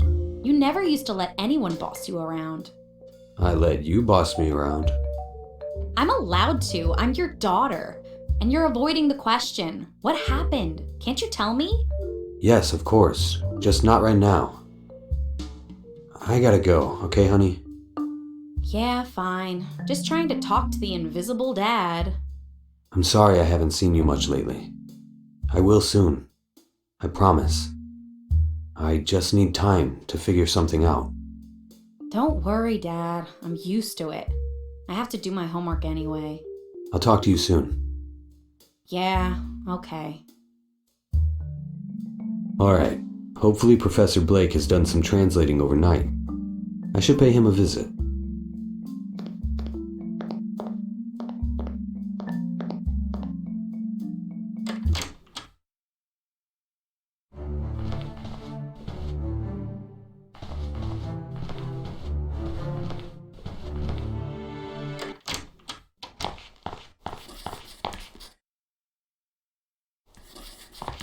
Hello, Professor. Hmm? Oh, it's you. Were you able to translate the symbols? You need to give me more time than that. I'm sorry. I don't mean to be rude. It's just very important to me. Well, I'm a very busy man. You'll just have to wait. When will you have time to translate it? I don't know. Maybe in a few days. Can I take it for now then? I'll bring it back once you have time. I'm sorry, but I left it at home. I see. All right. No problem. I'll come back another day. I'll let you work for now. Goodbye. Very well. Goodbye. Left it at home? My ass. I bet he's already translated it and he knows something. I need to lure him out of the office and search the place.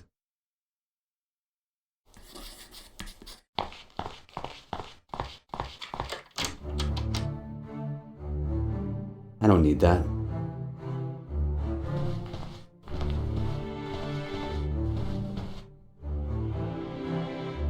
It's closed.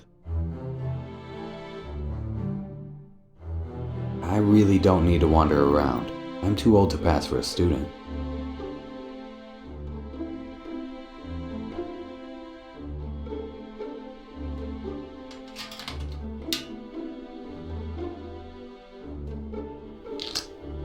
There was a loose wire. I didn't even have to pull very hard on it.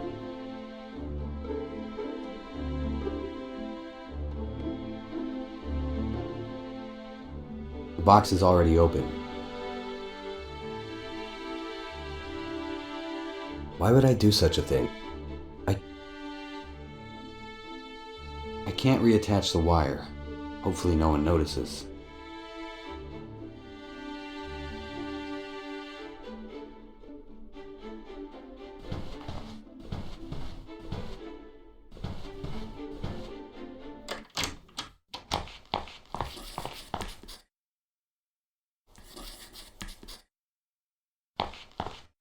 Can you tell me anything about... No, I can't search... I can't just take it. Blake's watching.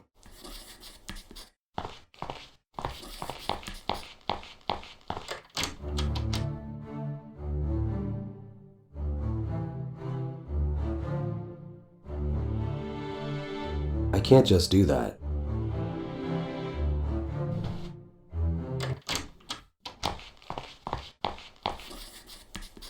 I don't need anything that...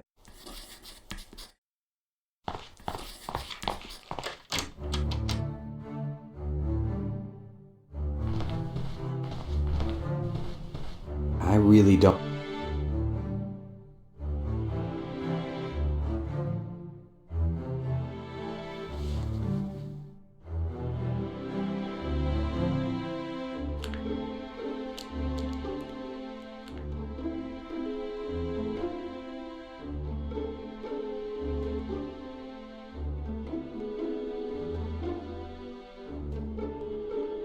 Hello?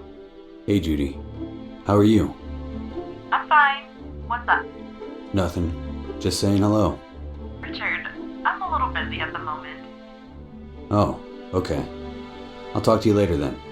Call me if something important comes up. Sure. Bye.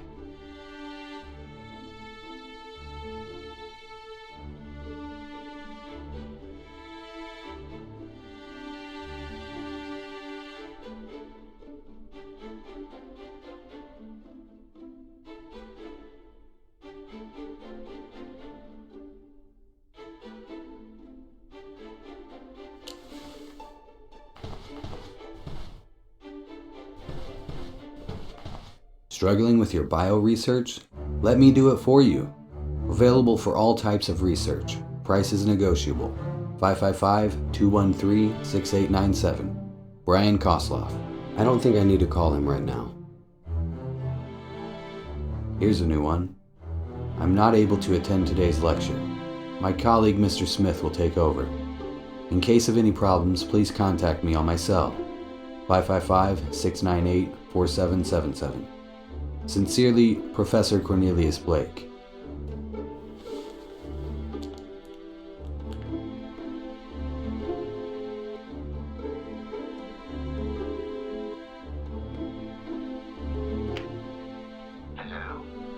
Professor Cornelius Blake? Yes.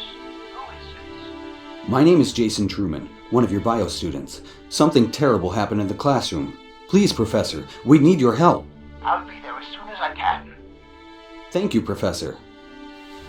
It worked like a charm. Now I just need to find a place to hide.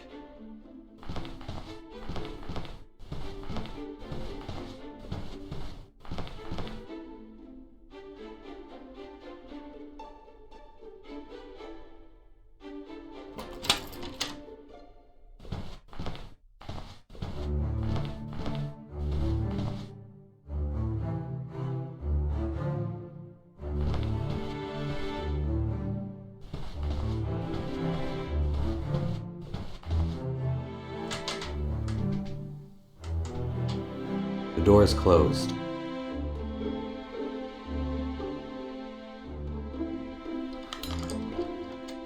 I can't open the door with that.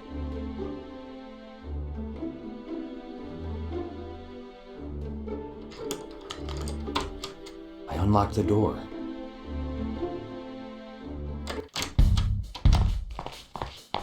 All right, I don't have much time. I'll look around quickly and get out of here. Blood and skin samples. I better take it.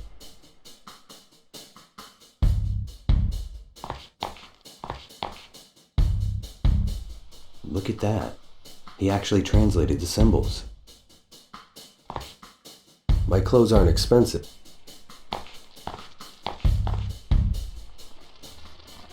I'll just borrow this. I don't need anything there. I don't really know how to use that. I don't need that. I haven't got the slightest idea how to use that. I don't need that.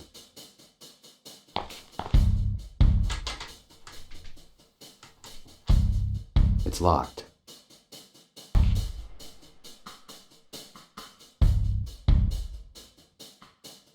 A picture of a young woman. Maybe Blake's daughter. Wait a minute. There's a key hidden in the back of the frame.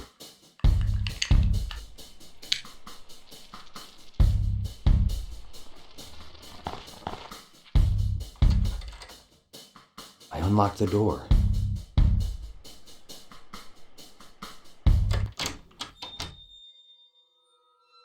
I don't need any of those.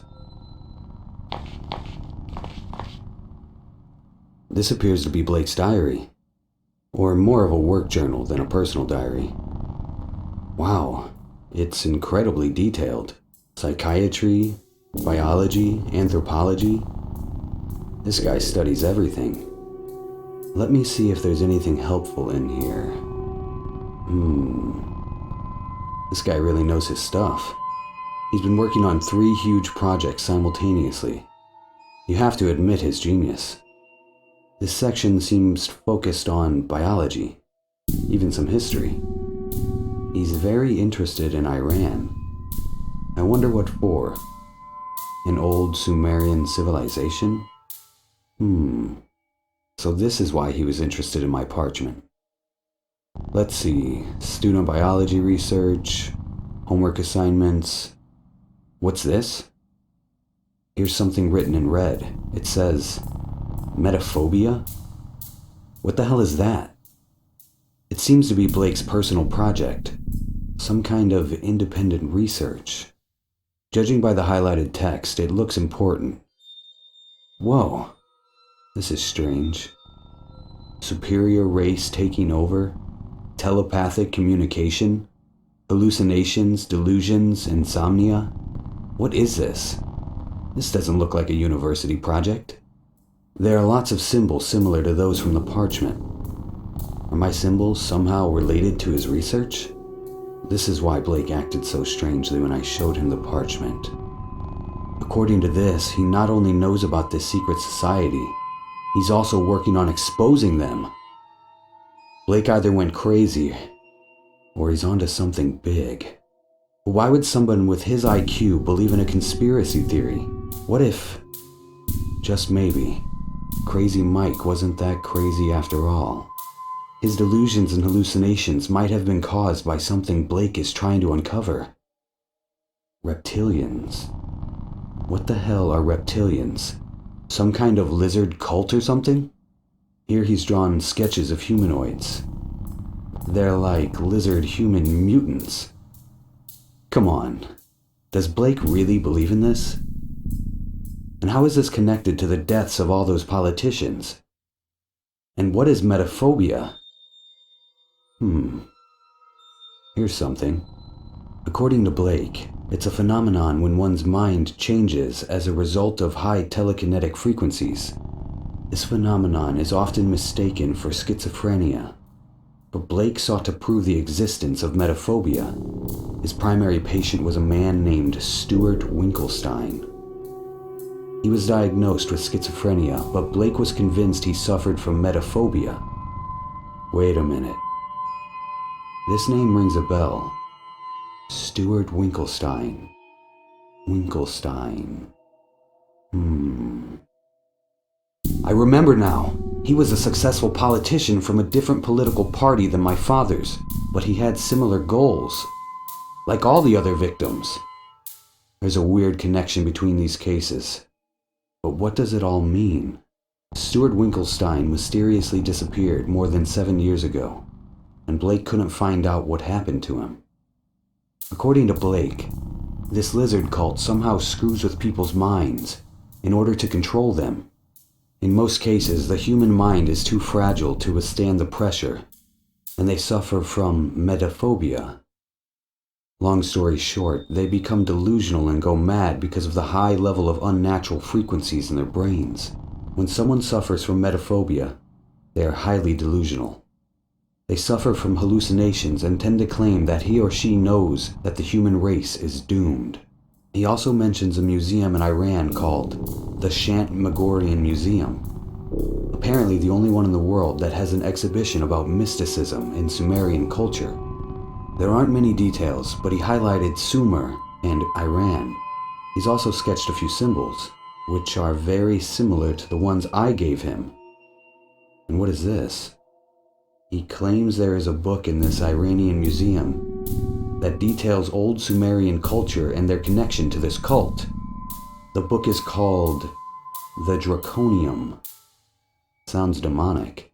He wrote, "The Draconium is the answer," right underneath the text. This must be really important. What the hell is going on? This has to be connected to my father's death. But a cult? A secret society? Why would they want my father dead? He also mentioned some kind of secret island, but there isn't much information. I should check out the museum Blake mentions in this journal. It must have some information about all this madness. Man, this case is getting out of hand. I better take this journal with me.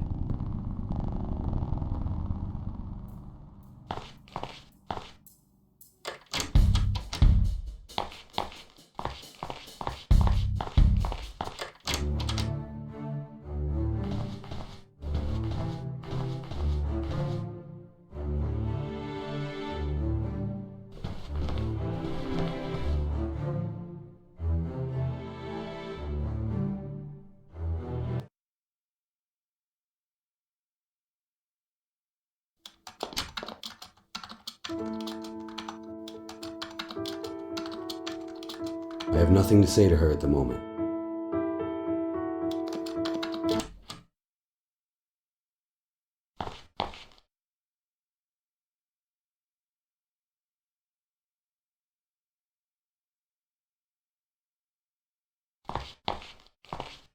Excuse me, can you tell me anything about this?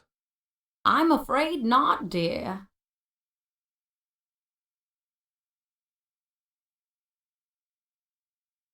Blake's personal journal. He describes all of his different academic work in here.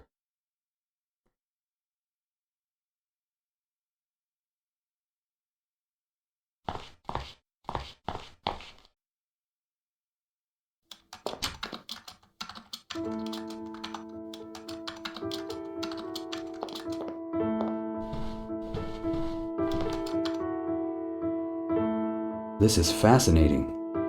I found Blake's personal journal. It's mostly academic research, but there's a section that details a bizarre theory. If it's true, he claims he can prove the existence of reptilians. Reptilians? Yeah. Blake writes they're an alien race of humanoid lizards that supposedly control the world. You don't actually believe this, do you? No, I mean, it's crazy, right? He claims that these reptilians use their telepathic powers to enter our minds. They control us like puppets, but not everyone's brain is capable of receiving telepathic frequencies. Some people just go insane and doctors diagnose them as schizophrenics. And Blake believes this? Wow, just goes to show you. You never truly know a person until you read their creepy secret diary.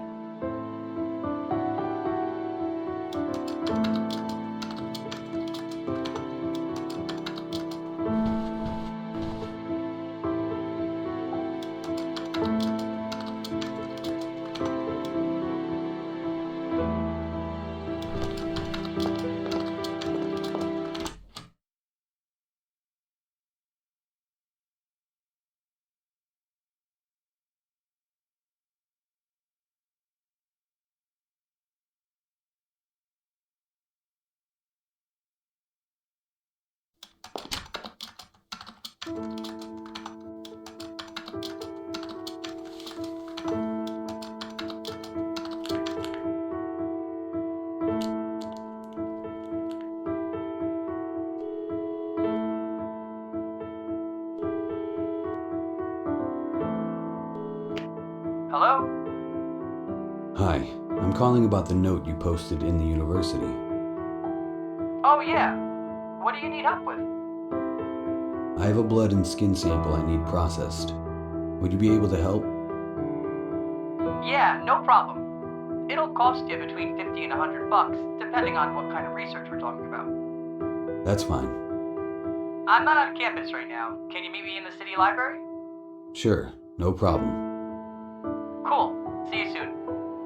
Goodbye.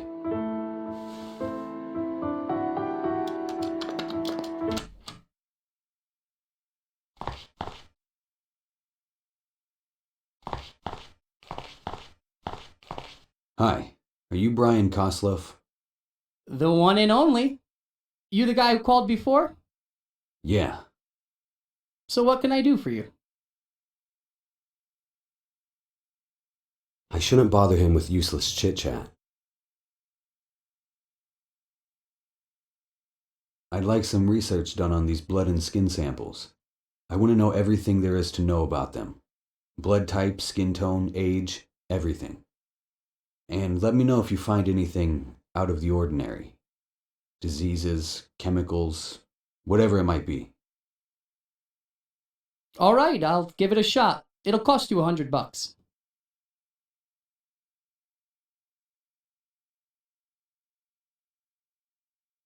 Pleasure doing business with you.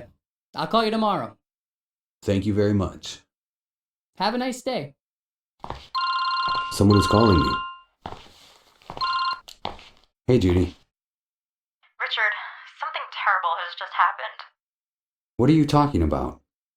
You know the biology professor you asked me to watch? Professor Cornelius Blake?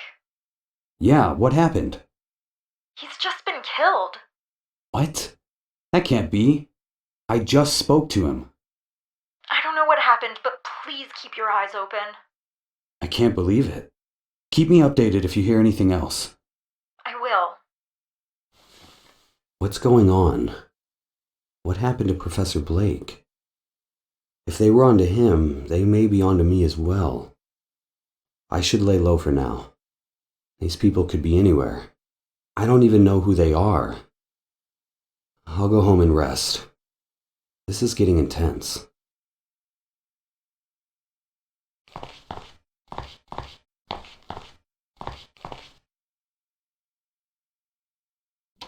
All this commotion about Professor Blake has me exhausted. I should call it a day.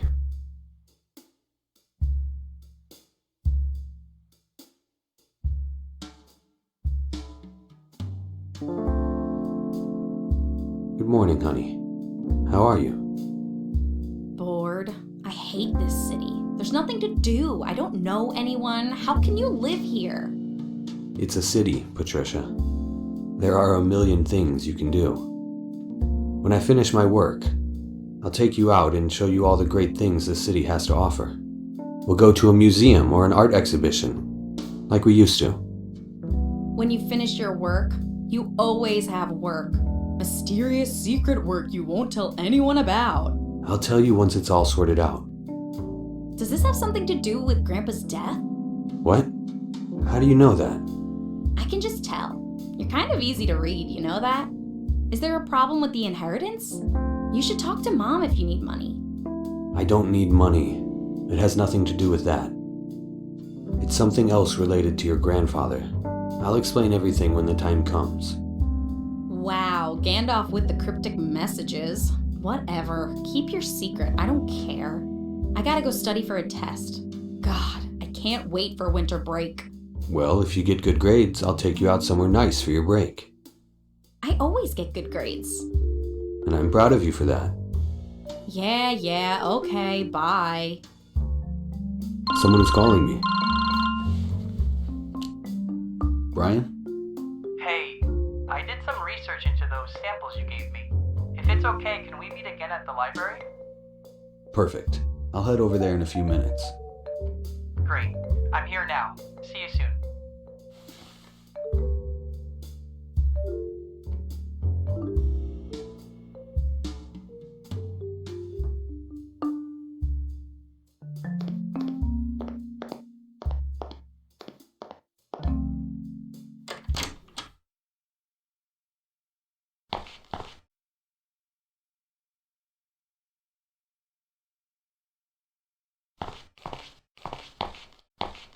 Hello. So what did you find out? Look, man, I don't know what kind of weird shit you're into, but I don't want to be a part of it. What do you mean? Don't play stupid. The blood is half human DNA and half some kind of lizard DNA. The skin has scales like a fish or a snake, but not like any animal I've ever seen. Are you serious? Who are you? You doing some kind of secret government test on humans? No, you don't That's messed up, man. It's not right. Just take it and leave. If anyone asks, we never met. Got it? I'm out of here. This is really getting strange. Could this secret society be experimenting with lizard DNA? I'm not sure where to look next. Professor Blake mentioned a mysterious island in his journal, but he doesn't say where it is. That's the only clue I've got right now. I guess I have to book a flight to Iran to check that museum out.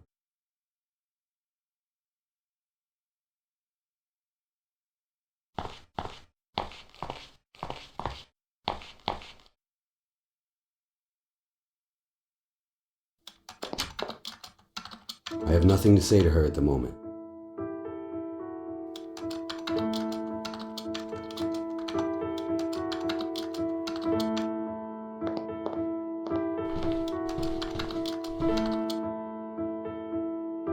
What do you think about these? What is that? They're a blood and skin sample. Ew, God, Richard. Why do you have that? I found it in Blake's office. And you think this is what, a clue? Maybe. Well, good luck. I'm not touching that.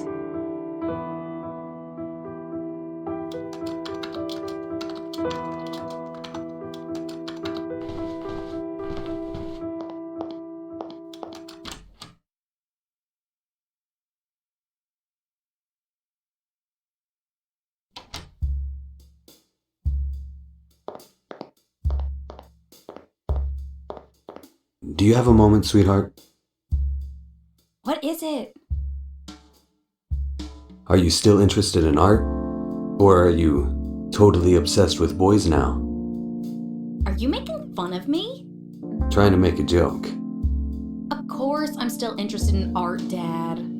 What are you working on? Still painting? I'm not in the mood for this right now. Come on. We used to always talk about art. It was fun. It was. I just don't feel like talking about it right now. Okay, geez. Fine. That's it for now. Okay.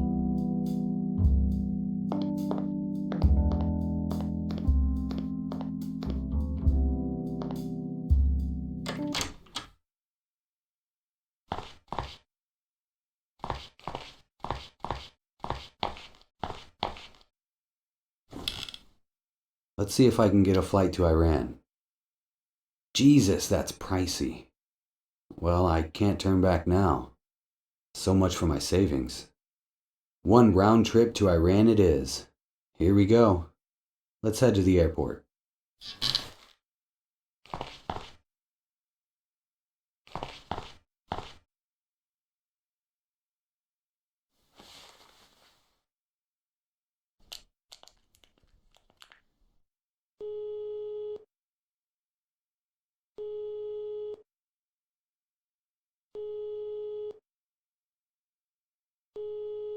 Of course. She never answers her phone, even though the thing is practically glued to her hands.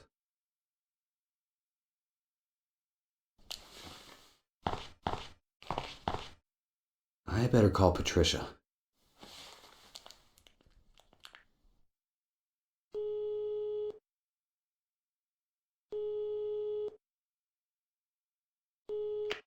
Yeah?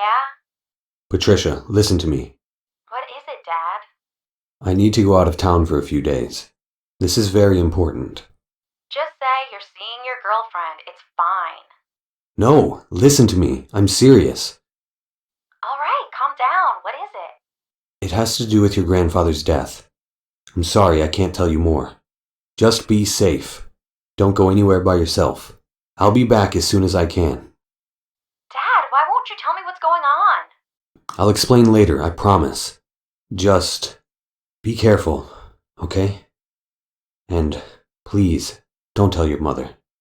I'm 17, Dad, not 5. I'm not a snitch. Thanks. I'll talk to you soon. Hey, you be safe too. Doing whatever it is you're doing. I will. Bye.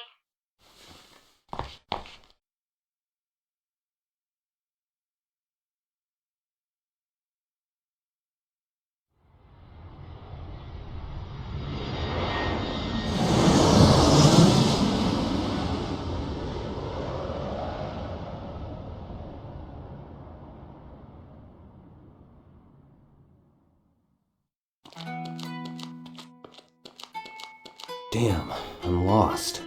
These streets are like a maze. I'd better ask around and find out where the museum is.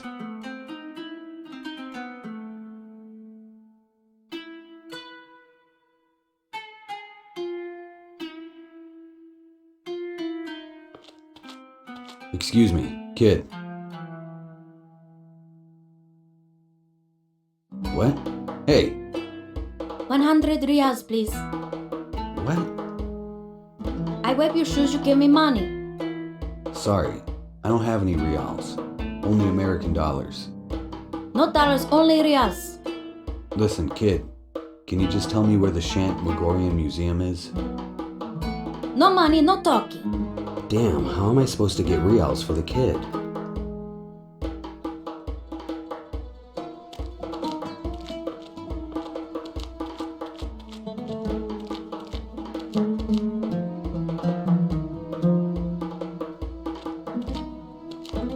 Hello. Good day, sir. How may I be of service?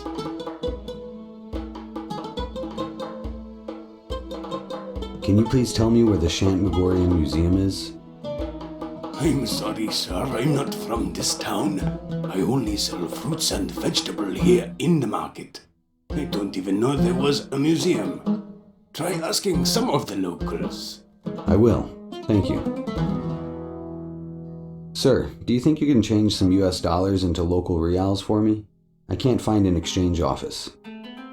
Perhaps, but first you need to help me. How? See that fat man with a skull on his face by the butcher's stand? Yeah? That man is a fraud in Korecha. He is trying to destroy my business so that he doesn't have any competition. But that doesn't make any sense. You sell different goods.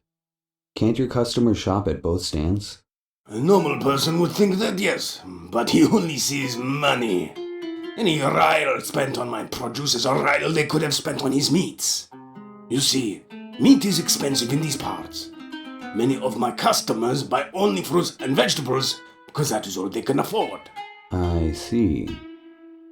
But if he can keep people away from my stand, they'll spend what little they have at his. Just yesterday he was yelling all over the market that my vegetables are full of poisonous chemicals. What a lie! My vegetables are pure. They are grown from local farms. So what do you want from me? I need you to somehow tamper with his stand. Are you crazy? That's illegal. Believe me, it's for the greater good. Most sellers in the market would be thankful if you managed to get rid of that awful man. All right, I'll try. Thank you, sir. Thank you. I'll come back later. As you wish, sir.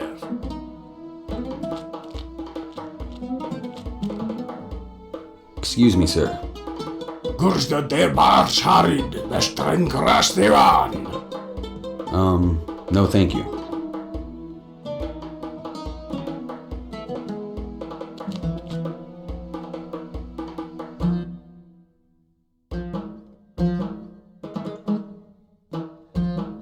I'm not touching that with my bare hands. I'm not touching anything.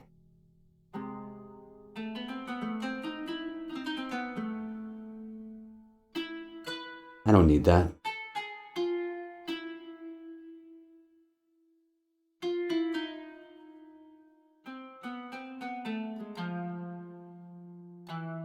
Why would I do such a thing?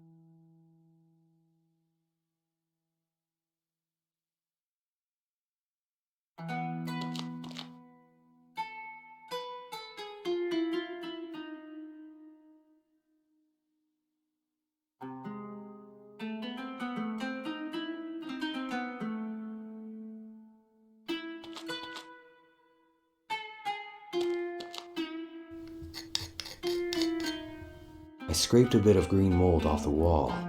Oh, it smells horrible.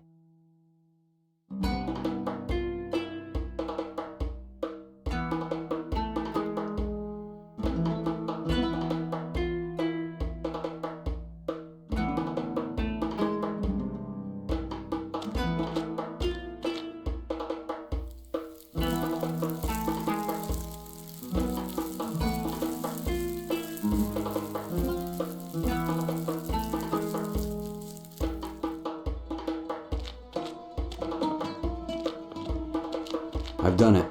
Look, you can see it from here. The meat he's selling is covered in mold. I see. Just a moment. Zargun Pesar.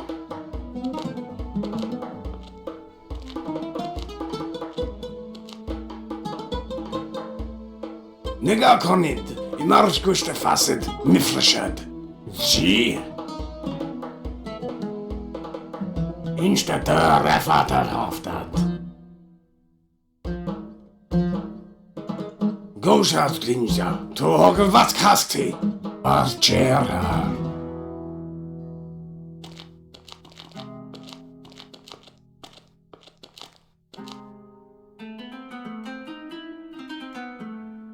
Okay, I did my part. Can you change my dollars into reals now? Of course, my friend, here you are. And here's an extra thanks. Take this cheese bar. My friend gave it to me, but I hate smelly cheese. You Americans love it, don't you? Yeah, I do actually. Thank you. Enjoy the rest of your visit. Hodavazavasha. This means God be with you. Thanks. Goodbye.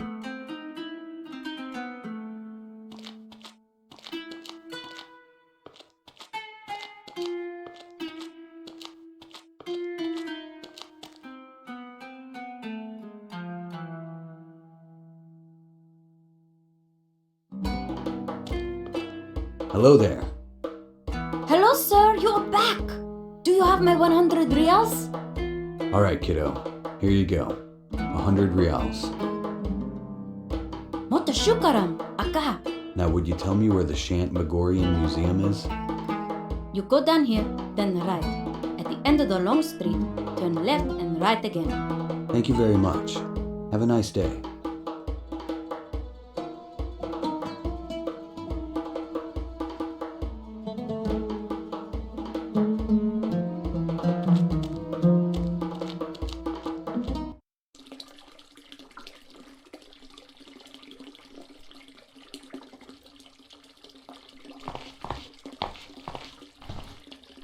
Hello.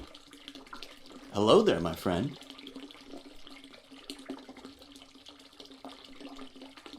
What are you doing? Waiting for my friend. She went into the city to get some lunch. Why are you waiting here? I like it here. I can feel the winds of ancient history blowing through my hair. I see. All right. See you around. See ya.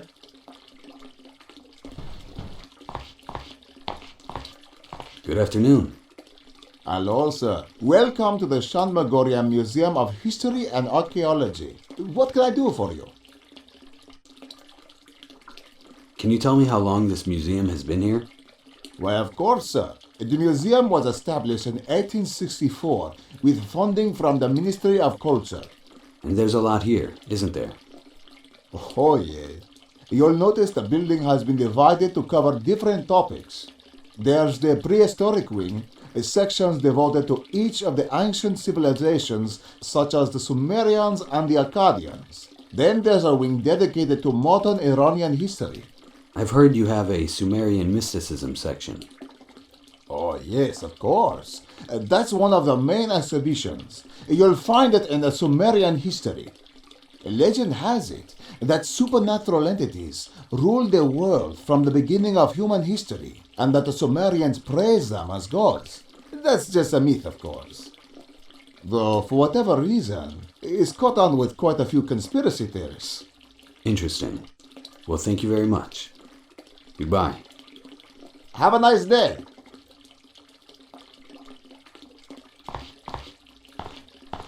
I am sorry, sir. The museum is not free to enter. I understand.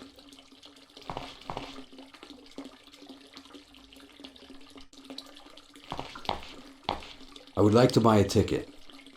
All right, sir. The ticket costs 100,000 riyals. Here you are, sir. Enjoy.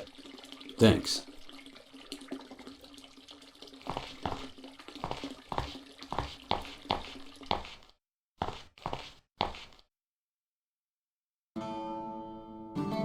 I shouldn't touch that. What's that sound? An alarm? Sir, please do not touch the exhibits. Sorry.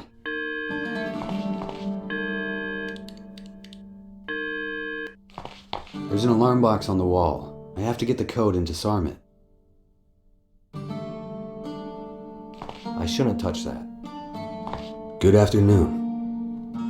Salom, Mar Javin.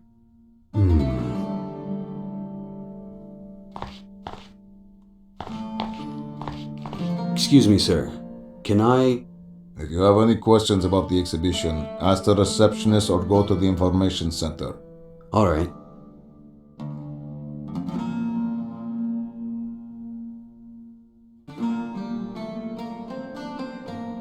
I don't know the code.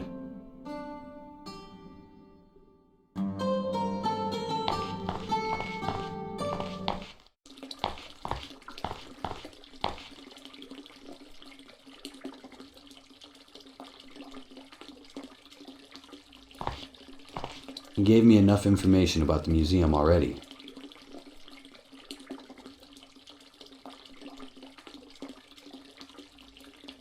I don't need to touch that.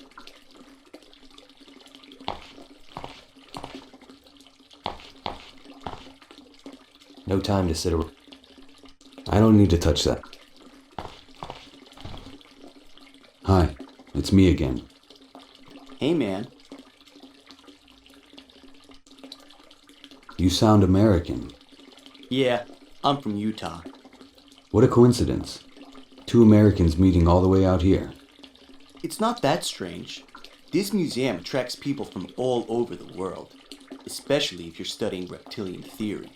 At least, it's famous with my people. That's a really nice camera. Thanks. It's a Titan HDR X2044 Ultra HD. I bought it on Black Friday, half off.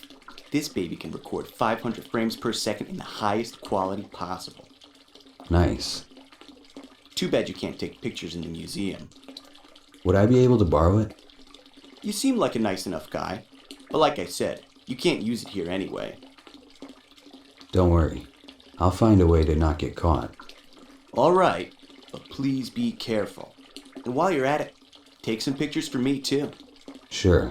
Thank you very much. All right. See you around. See ya. Hi. It's me again. Hey, man. What do you mean by your people? Oh, right. I'm from the WOC, the World Order Club. What's that? It's exactly the opposite of what it sounds like. We don't want to conquer the world. We want to stop others from doing it. We try to solve, as you people call them, conspiracy theories in order to bring peace and healing to the world. That's why I'm here. I'm researching the reptilians, and this museum is the only one in the world with information on them. I'm actually here for the reptilians too. Really? You don't look like the kind of guy who'd be into that. You're not one of those people trying to disprove their existence, are you? No. I'm here for personal reasons. Oh my god. Have you met one? Well, no, but What did it look like? What did it do to you? How did you... I never met one. Like I said, it's personal. This is a once-in-a-lifetime opportunity. You need to tell me everything. All I can say is they might have had something to do with my father's death. I'm so sorry to hear that. All right, man. I'll respect your privacy. I'm here because I'm hoping to bring home enough evidence to prove that they exist. I even bought a brand new camera just for this trip. Too bad you can't use it in the museum. What do you know about the reptilians? Most famous people and world leaders are reptilians who have shape-shifted to human form. They manipulate human minds and control them like puppets. Some say they ruled long before the first humans and that they created us to be their slaves. Others say they came to our planet and enslaved us. What do you think? I think they made us. Back home, most people don't believe they exist. They tell you that you're crazy. You know why people don't believe these theories? They only accept what they can see and touch. They need to expand their minds, man. Like, just because you've only seen aliens in the movies doesn't mean they're not real. They're out there, man. So the reptilians are aliens? Sure. They came to Earth from somewhere else. Sounds like an alien to me. Of course, there are a lot of people who think humans are aliens too. But that's a different story. I see. All right. See you around. See ya. There's no reason to leave yet.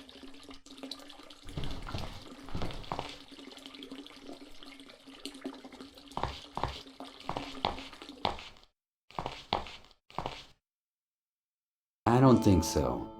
How would I like it if a giant hand started poking around my home? I shouldn't touch that. I shouldn't touch that. Excuse me, sir. Can I... If you have any questions about the exhibition, ask the receptionist or go to the information center. All right.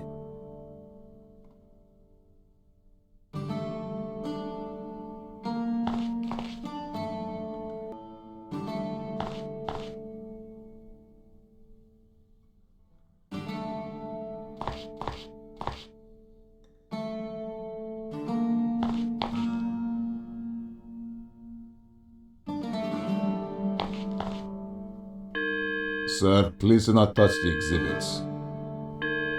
Sorry.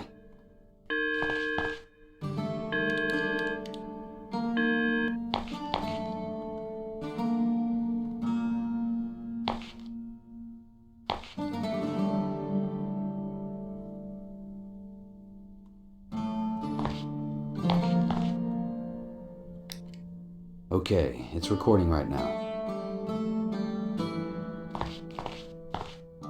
My clothes aren't expensive.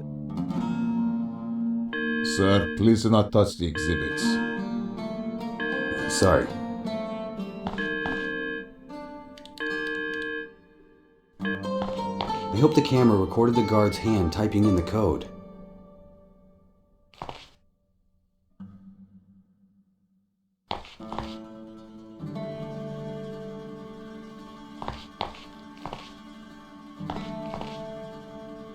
I don't know the code. It recorded the alarm box code. It's 6556.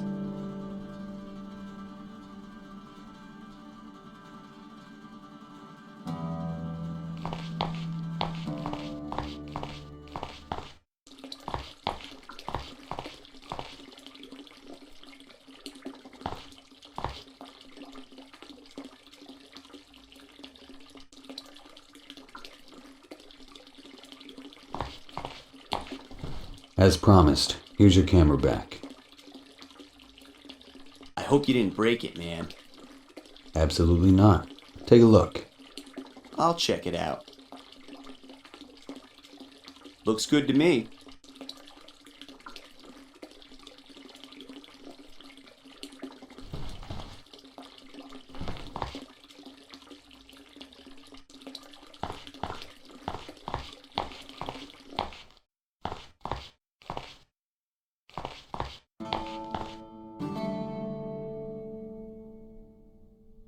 I don't want to get too close to the hole. What if the mouse bites me?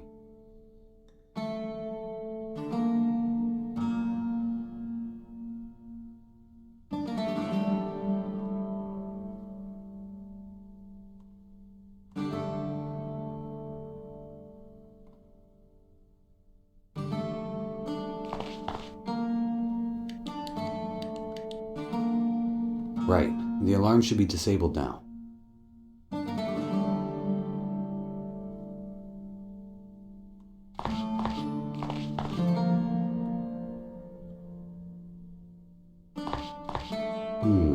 I think I've got an idea. I'll put the cheese in this woman's purse. Let's see what happens.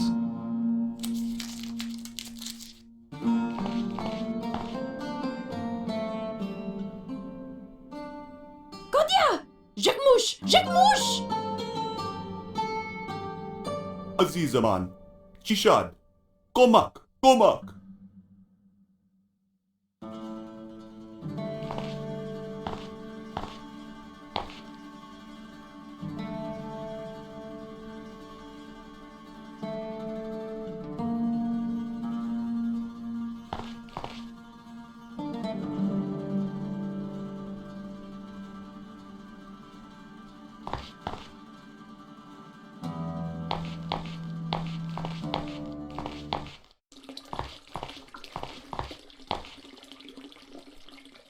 I don't need to touch that.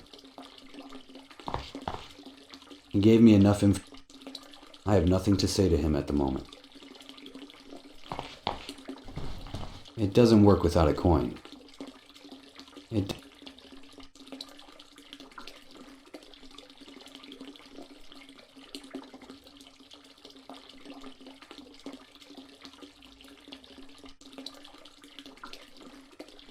I don't want anyone to know I have this. I can't imagine what the punishment for stealing is here.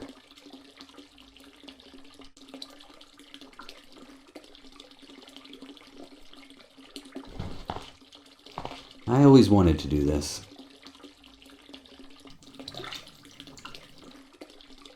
I just hope it doesn't bring me bad luck.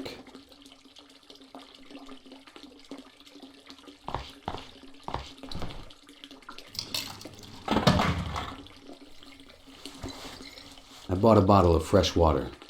The only thing I could afford with that Iranian coin.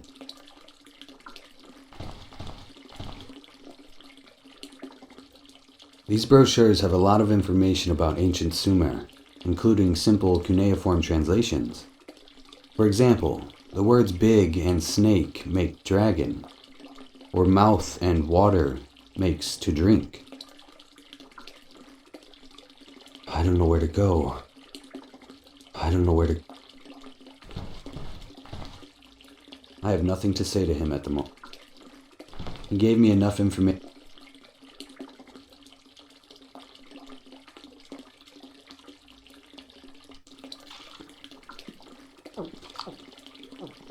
Very refreshing, and there is still plenty of water left.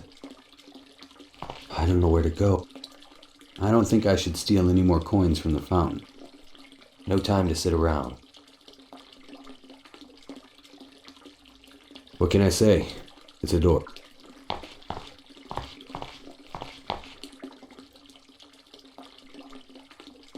don't know where to go.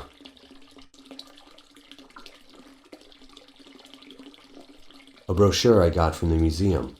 It gives an overview of the Sumerian language, including basic cuneiform translations. For example, the words big plus snake equals dragon, and mouth plus water equals to drink. Pouring water on that. Pouring... I don't know where to go.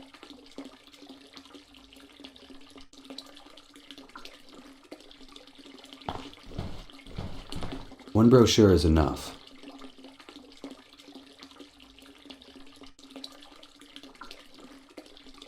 It doesn't work with... No, that's not...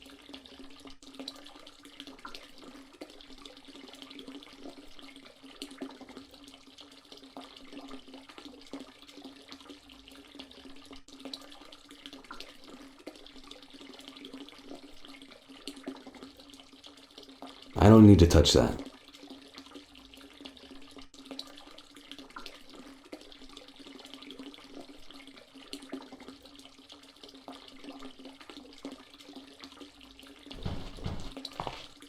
I don't know where to go.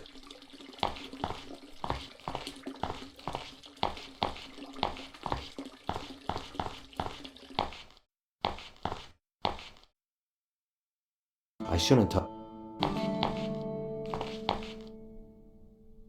Wow, I can't believe I actually managed to get the draconium. There's a lot in here, mostly written in ancient Arabic. What I've managed to translate, mostly with the help of illustrations in other languages, is that this reptilian nonsense was actually something ancient civilizations believed in. They worshipped the reptilians and feared them. It's a strange book, though. Some pages are written in Latin, and there are even a few pages in German and English. I wonder who wrote it. It doesn't appear to be that old. Maybe 300 years old at the most. What's this? Looks like a poem. There are also two small maps here. One shows a location near here, an ancient temple of some kind. It's probably just a ruin now, but I should still check it out. What about this other map? Wait a minute! This is the island Blake mentioned in his journal. So it must exist. It's less than 50 miles outside my city. This case is far more complex than I could have ever imagined. But I can't stop now. The puzzle pieces are finally starting to fit together.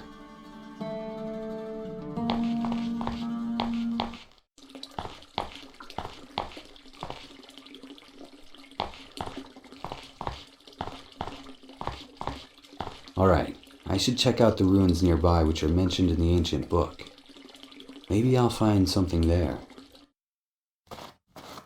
This place is breathtaking. You can feel the history in the air. I can only imagine what it looked like when this mighty civilization was at its peak. There are symbols here, but they're difficult to see.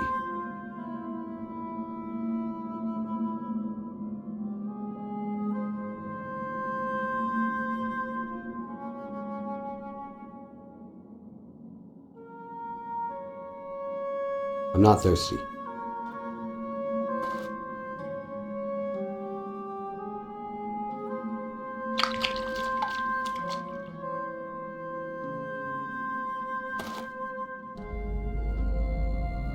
I need a clear method if I want to push the buttons in the right order.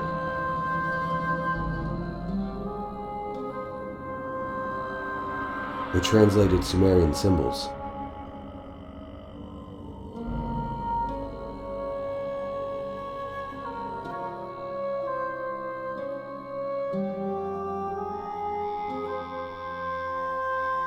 The translated...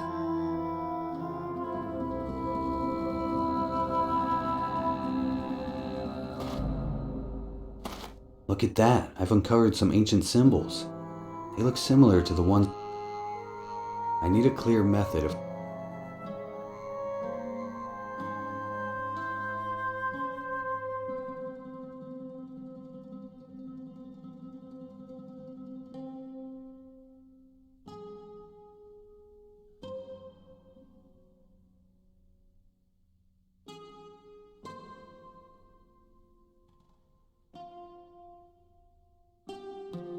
The translated Sumerian symbols.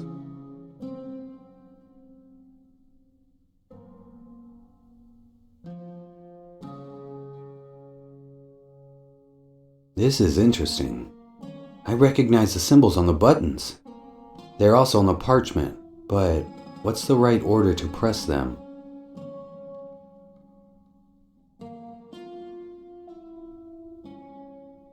Yes, now I should be able to push the buttons in the right order.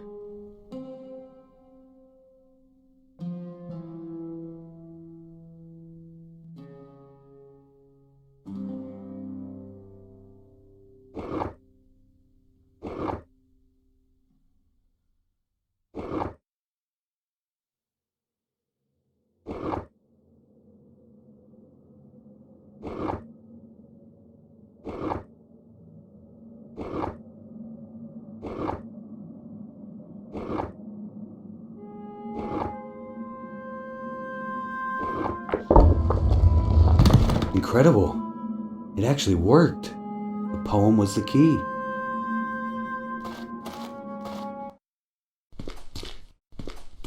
What is this place? Oh, I bet no one has been in here for centuries.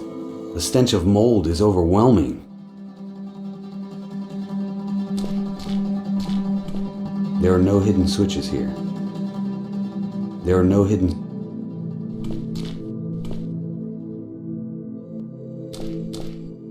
There are no hidden switches here.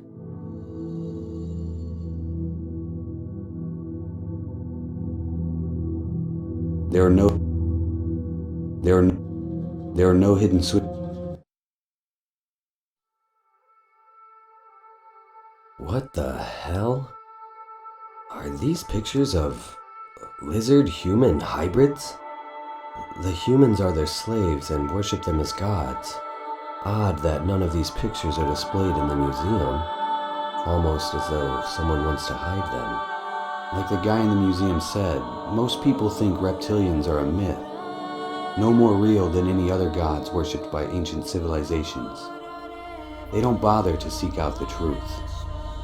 And it seems more and more that the truth may be very strange.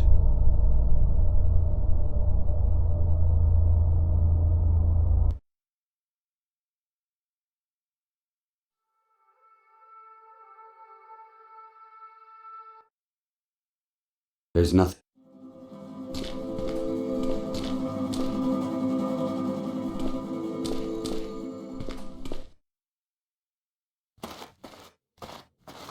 I think I got what I needed. I should head back to the airport and see if I can get a flight home.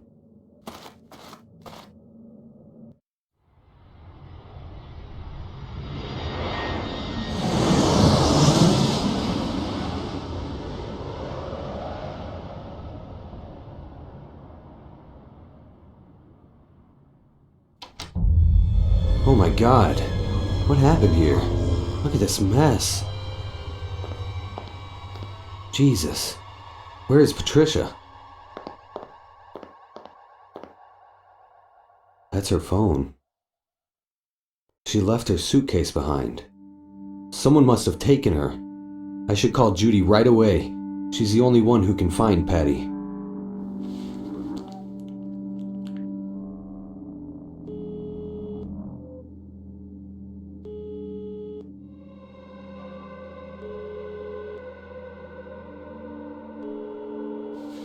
Damn it!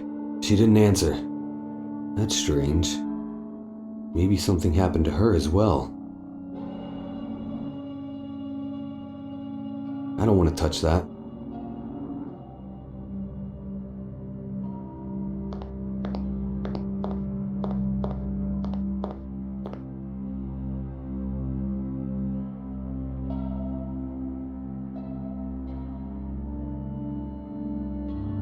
The mysterious letter I found under my door.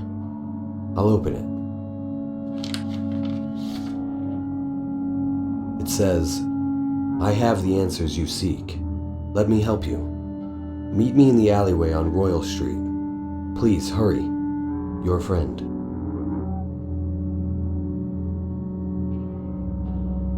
This person who wants to meet in the alleyway might be my only hope.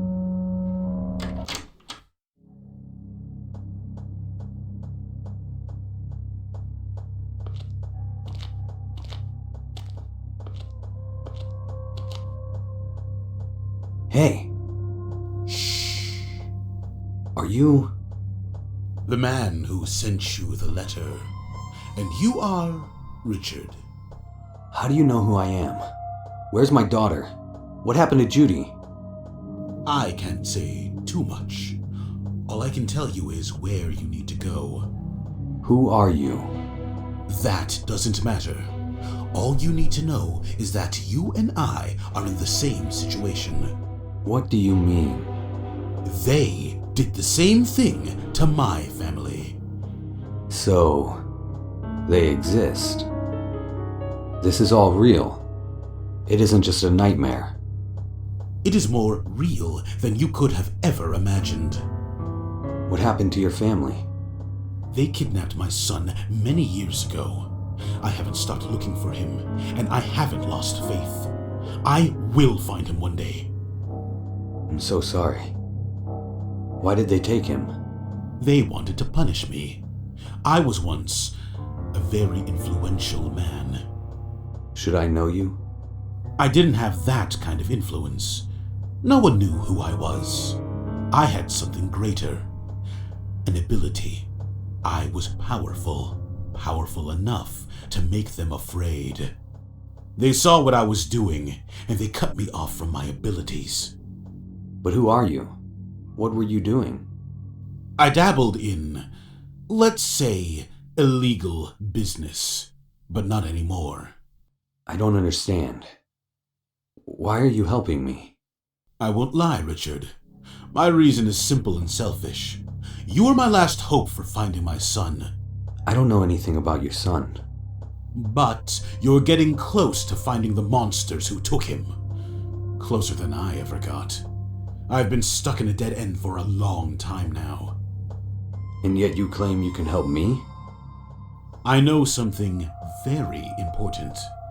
I believe you've heard of the island. I have. It exists? Yes, I know where it is and how to get there. You must go there to save your daughter. Have you been there? Is that where your son is? I have seen this island but never set foot on it. My son is there, though. I can feel it. Why haven't you gone to the island yourself? There was a time when I could have, but not anymore. It would be suicide without my abilities.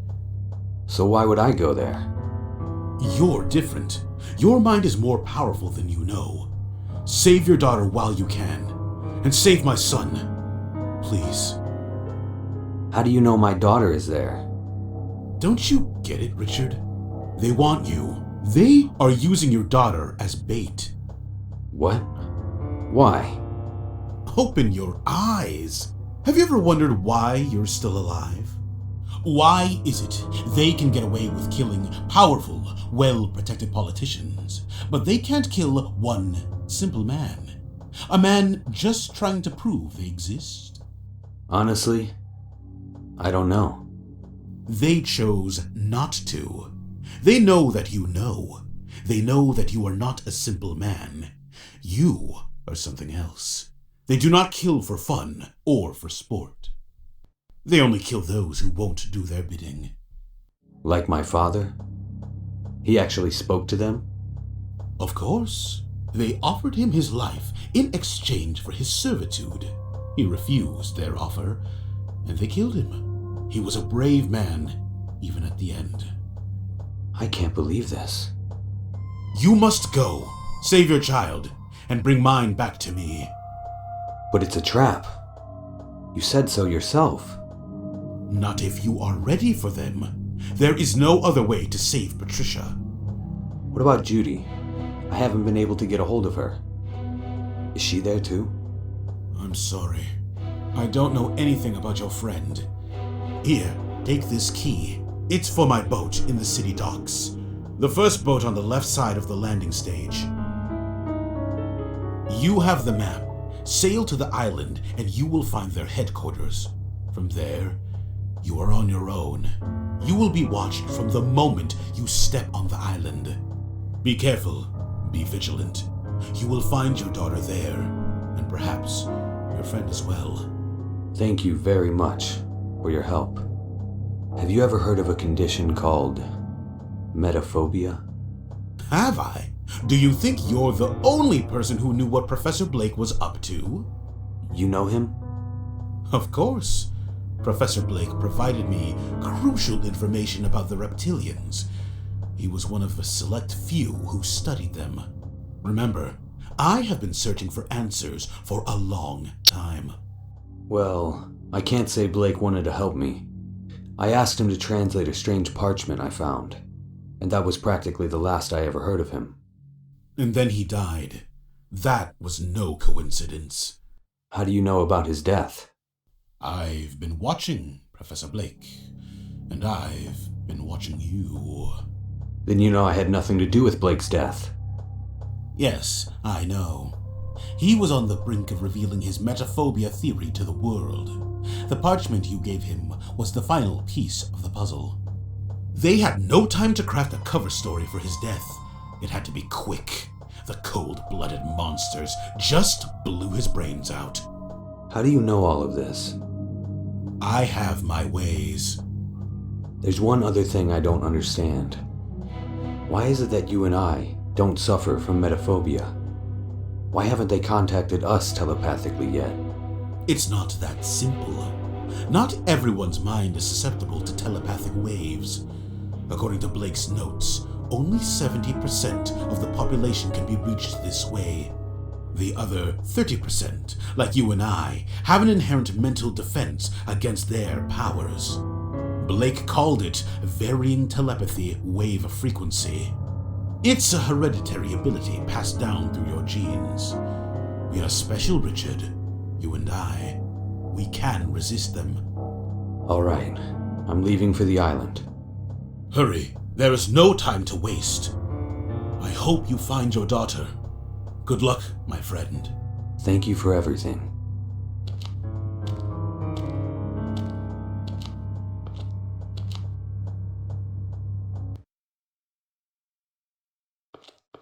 I think I'm in the right place. That boat over there should be the one.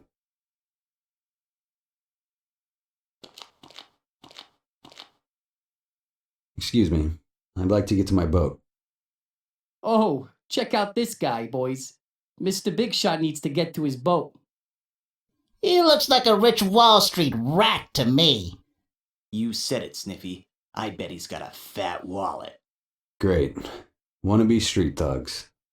Just what I needed. Watch your mouth, ratty. Please, I just need to get by. I don't have anything of value on me. Nothing you want.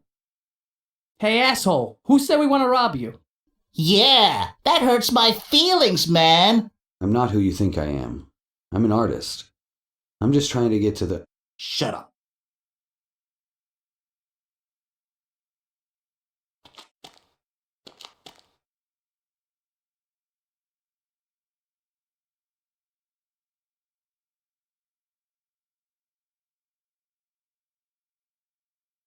There's no reason to give that. I need to get past those teenagers first.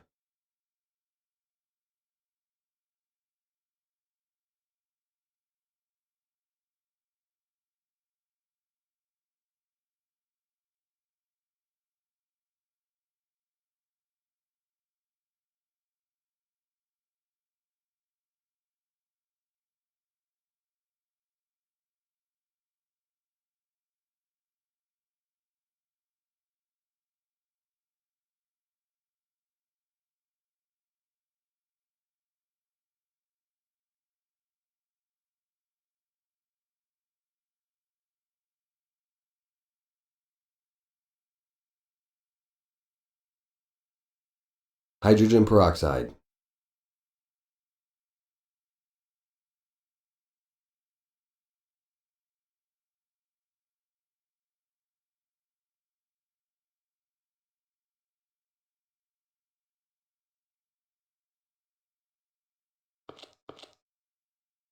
Will you let me pass?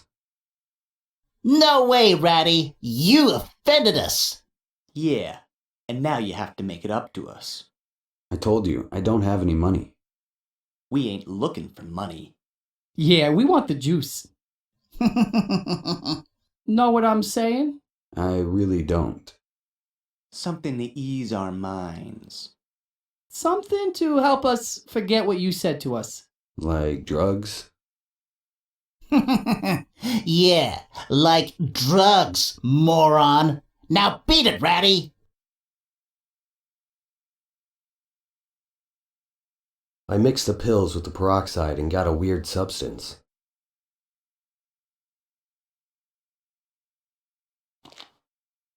Here, try some of this. It'll expand your mind. Yeah, I'll be the judge of that. Give me that shit.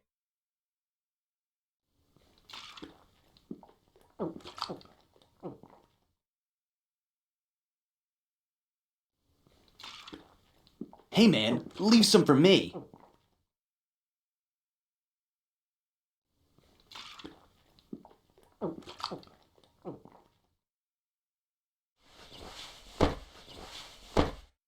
They'll have a hell of a hangover in the morning.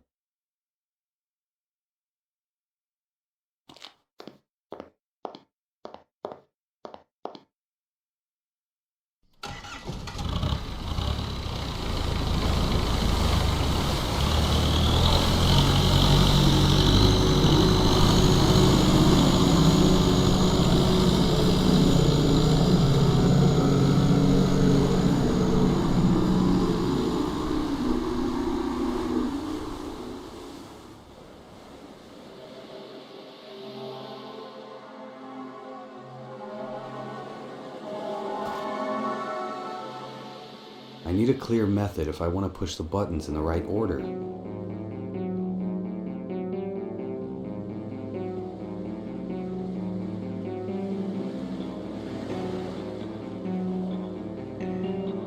Yes, now I should be able to push the buttons in the right order.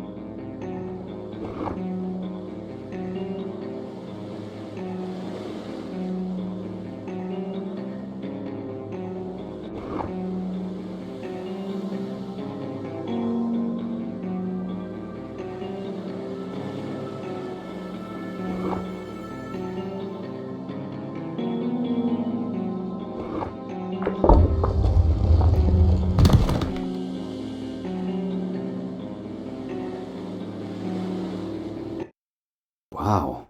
What is this place? I've never seen anything like it before.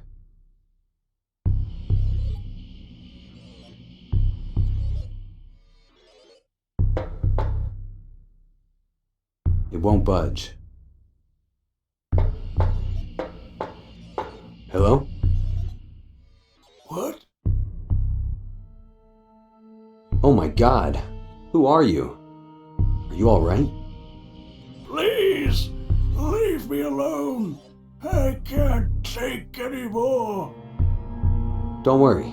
I'm not here to hurt you. No! Another disguise. Another face. Why do you do this to me? You already know everything. Why do you keep me here? Just kill me now. Put me out of my misery. Or let me be.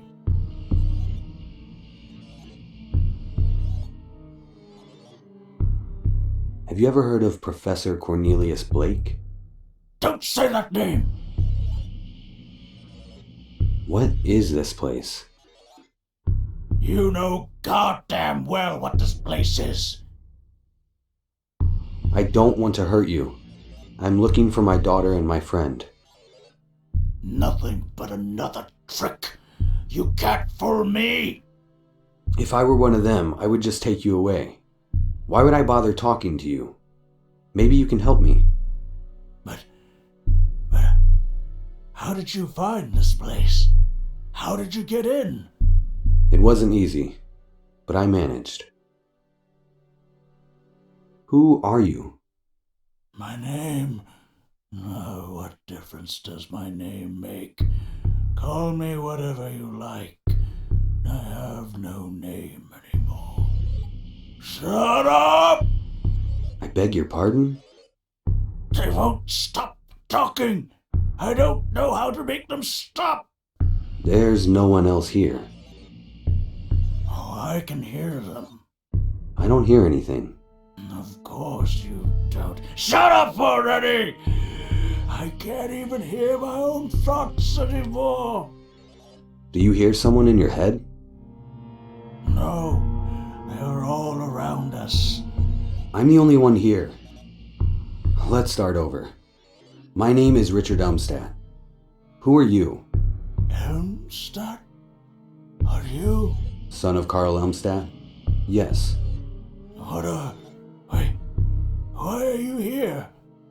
Because of my father. What about him? He was murdered. I'm trying to find the people responsible, and that has led me here. My condolences, sir. Your father was a great man. They stole him from us. We have no chance against these bastards. So, who are you, sir? My name is Stuart Winkelstein. You're Stuart Winkelstein? Yes, that was my name. None of it matters anymore. I know you. Let me be. I was once in politics, like your father. I knew him very well. Brilliant man. Oh, God! Make them stop! I can't take it anymore! That means you've been here for more than a decade. Is that so? I have no concept of the passing days. My life is an endless nightmare. Have you ever heard of Professor Cornelius Blake? God have mercy! What is it? That man is the man inside my head. He is the one who torments me. It's okay. He's not here. He is the reason I'm here. What did he do to you?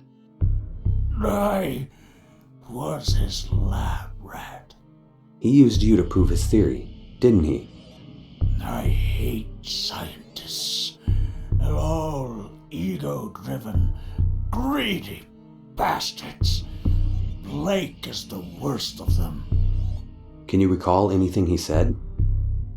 What were the experiments like? I have no idea. I lost my mind long before I met him, though I do remember the machine he used to get in my head. It hurt like nothing I'd ever felt before. I heard voices screaming. I thought I was in hell itself. I saw green men, though they weren't men. They were monsters. They slaughtered everyone in their path. They meant to exterminate us. I drifted in and out of these visions. I can't tell you what was real and what was not. I can still hear the voices. I can still hear the screaming. A few weeks after I met Blake, these monsters took me away. I knew it had something to do with him. Professor Blake is dead now. Good. I hope he rots in hell. I had no idea he was this cruel. What is this place? It looks like a spaceship, but I have no idea where we are. I assumed long ago aliens had abducted me. When I was a child, I dreamt of meeting intelligent life outside our planet. What cruel, terrible creatures they are. They barely care about me now, though. I expected them to run all sorts of tests and experiments on me, but they never did. They still visit me occasionally and ask me questions, always disguised with a new face. Mostly they leave me alone. And so I wait here, wishing for death. I'm so sorry. I'll try to get you out of here. But first, I need to find my daughter. Of course, I understand. Do you know anything about the creatures that took you away? They are monsters. They told me they have powers beyond my imagination. They told me they rule our world. What do they look like? Like humans, but that's just a disguise. Maybe they're not aliens. Maybe they're only government agents. These are not humans. You can see it in their eyes. Stay strong, Stuart. I'll come back for you. Thank you, Richard. It was nice to speak to another human again. I only hope the voices will leave me alone long enough so that I can get some sleep.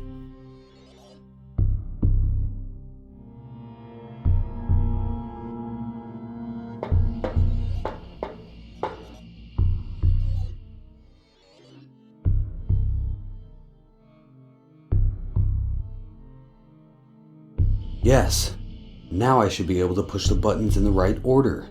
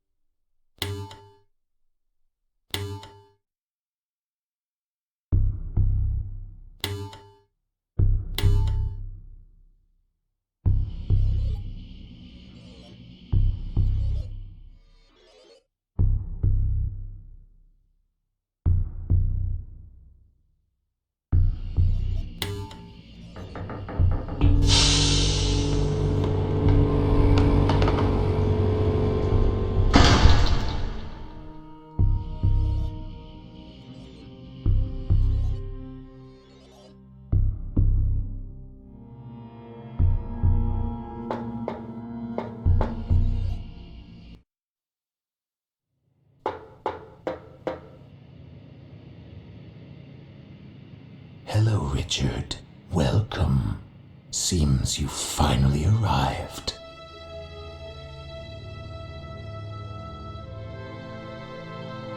Why did you kill Blake? He was on the verge of exposing our existence. We couldn't let that happen. There are thousands of people trying to prove you exist. Why him? True. Your society dismisses those people as lunatics obsessed with horror stories. Conspiracy theorists, you call them. Blake was different. He had a scientific explanation. He was about to show the world how we communicate on telepathic frequencies. You're talking about his metaphobia theory. Precisely. He'd even built a prototype mind reader. He was a brilliant and talented man. And that's dangerous to you. Of course it is. Anything that interferes with our plans is dangerous. This may be too complex for you to understand, but the world exists in a delicate balance. Anything that threatens to throw off that balance must be stopped. You disgust me. What have you done to my daughter and my friend? They remain in the city. Their memories will be modified. What does that mean? You better not touch them, you bastard! You still don't understand why you're here, do you, Richard? You seem to think this is some sort of government conspiracy. And now that you've solved the case, now that you know the truth, you think you can stop us? Your mind is different from the other worms, but to me, you're still just a worm. You are one of millions we must squash. You are not special. You're not the first. You have not won. You humans are so self-absorbed. You can only see what's in front of you. Your life is a mere coincidence of biology, time, and space. And you think that entitles you to something. Your life is nothing. You think I care about your life, or the lives of your friends, or the life of your child? You are nothing more than a tool, and we shall use you as such. We will feast on your flesh if we please. We are your gods! Why haven't you killed me yet? Am I not dangerous to you? We take no pleasure in killing. Is that how you think of us? As cold-blooded murderers? Killing a human is not so simple. There's much that goes into it. We must be careful to remain hidden. We mustn't draw attention to ourselves. There are other ways to deal with worms than killing them. As a matter of fact, we always prefer preservation to extermination. What are you talking about? I must admit your courage is admirable. I'm not afraid of you.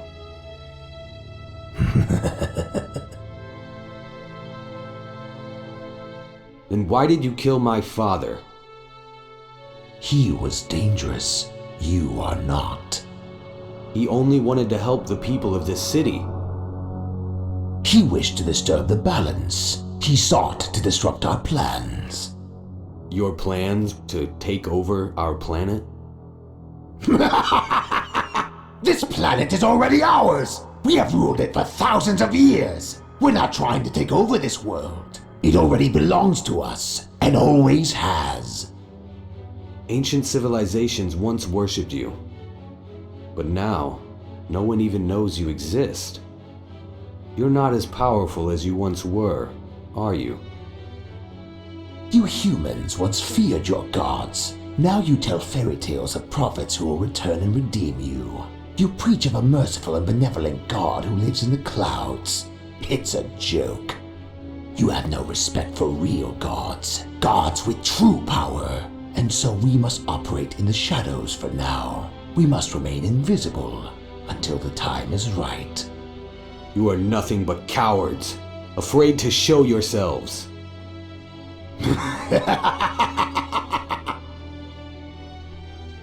Who are you? Where did you come from? My name cannot be spoken in human tongue. nor can it be heard through your ears. You look human to me. I take any form I choose. I am the ruler of this region, a master of my kind. You will obey me. I obey no one. Do what you like to me. There are people who can stop you. People who can put an end to this madness. Like your friend who helped you get here, the man who gave you his boat.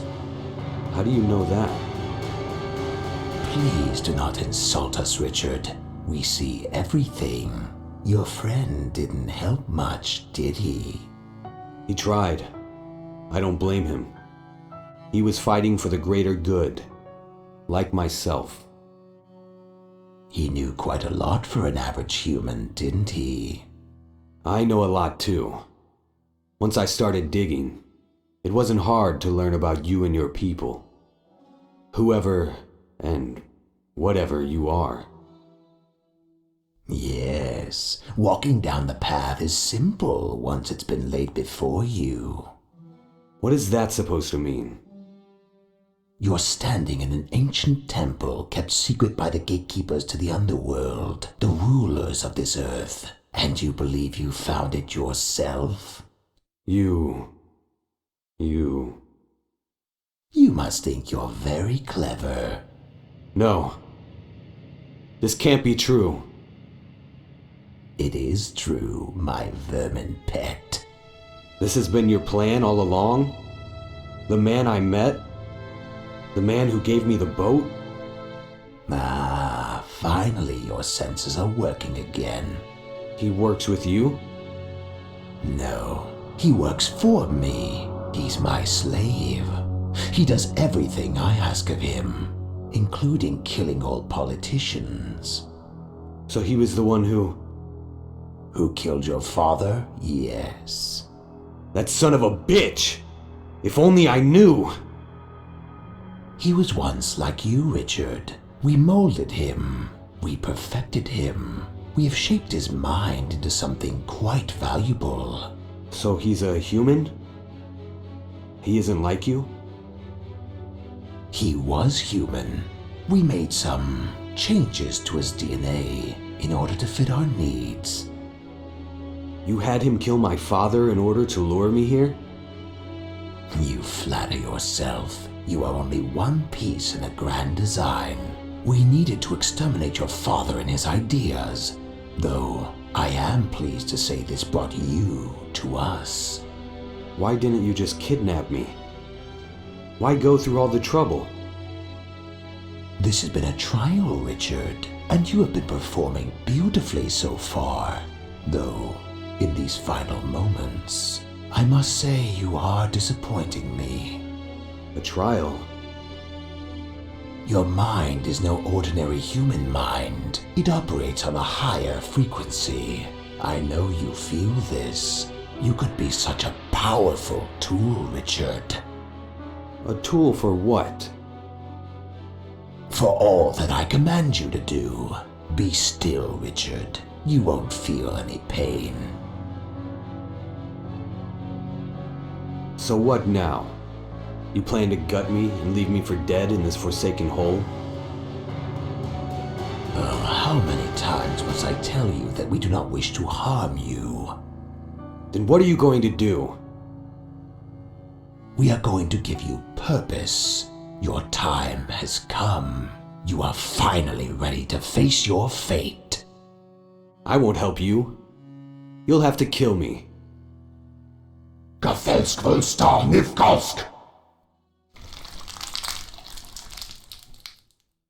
Good Lord! What are you? Now, worm, you shall finish what your father refused to complete. Karisnos Istan!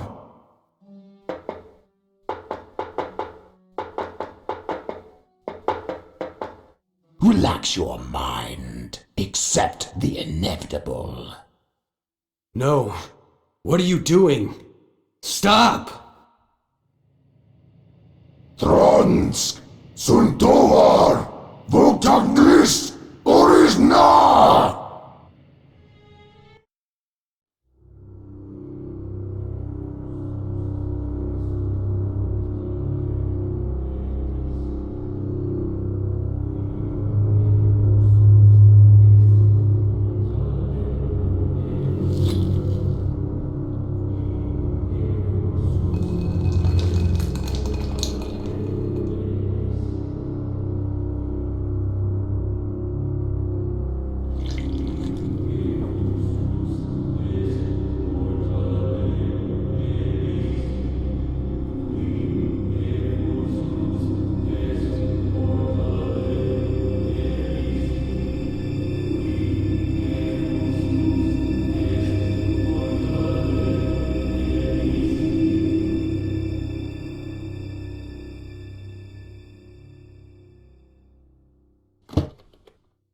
moment has finally arrived. My moment. I will accomplish what my father never could. I will transform this city. I will transform the world. Only a fool would refuse the power I have been offered. The world is ruled by chaos and anarchy. It needs order. Only a few truly understand this. Humans are not slaves. They are imperfect vessels, redeemed by the awesome power of their gods. Without order, without the divine plan, extinction would be the only option for this pathetic race. Now they serve a higher purpose. I finally understand now. I have been enlightened. My mind has been strengthened, refined. I will follow the road that was laid before me centuries ago. Greatness awaits me at the end of my journey. I will bring us all into the light of a glorious dawn. This building is now my throne. Its workers are my servants. This is my destiny. This is my city.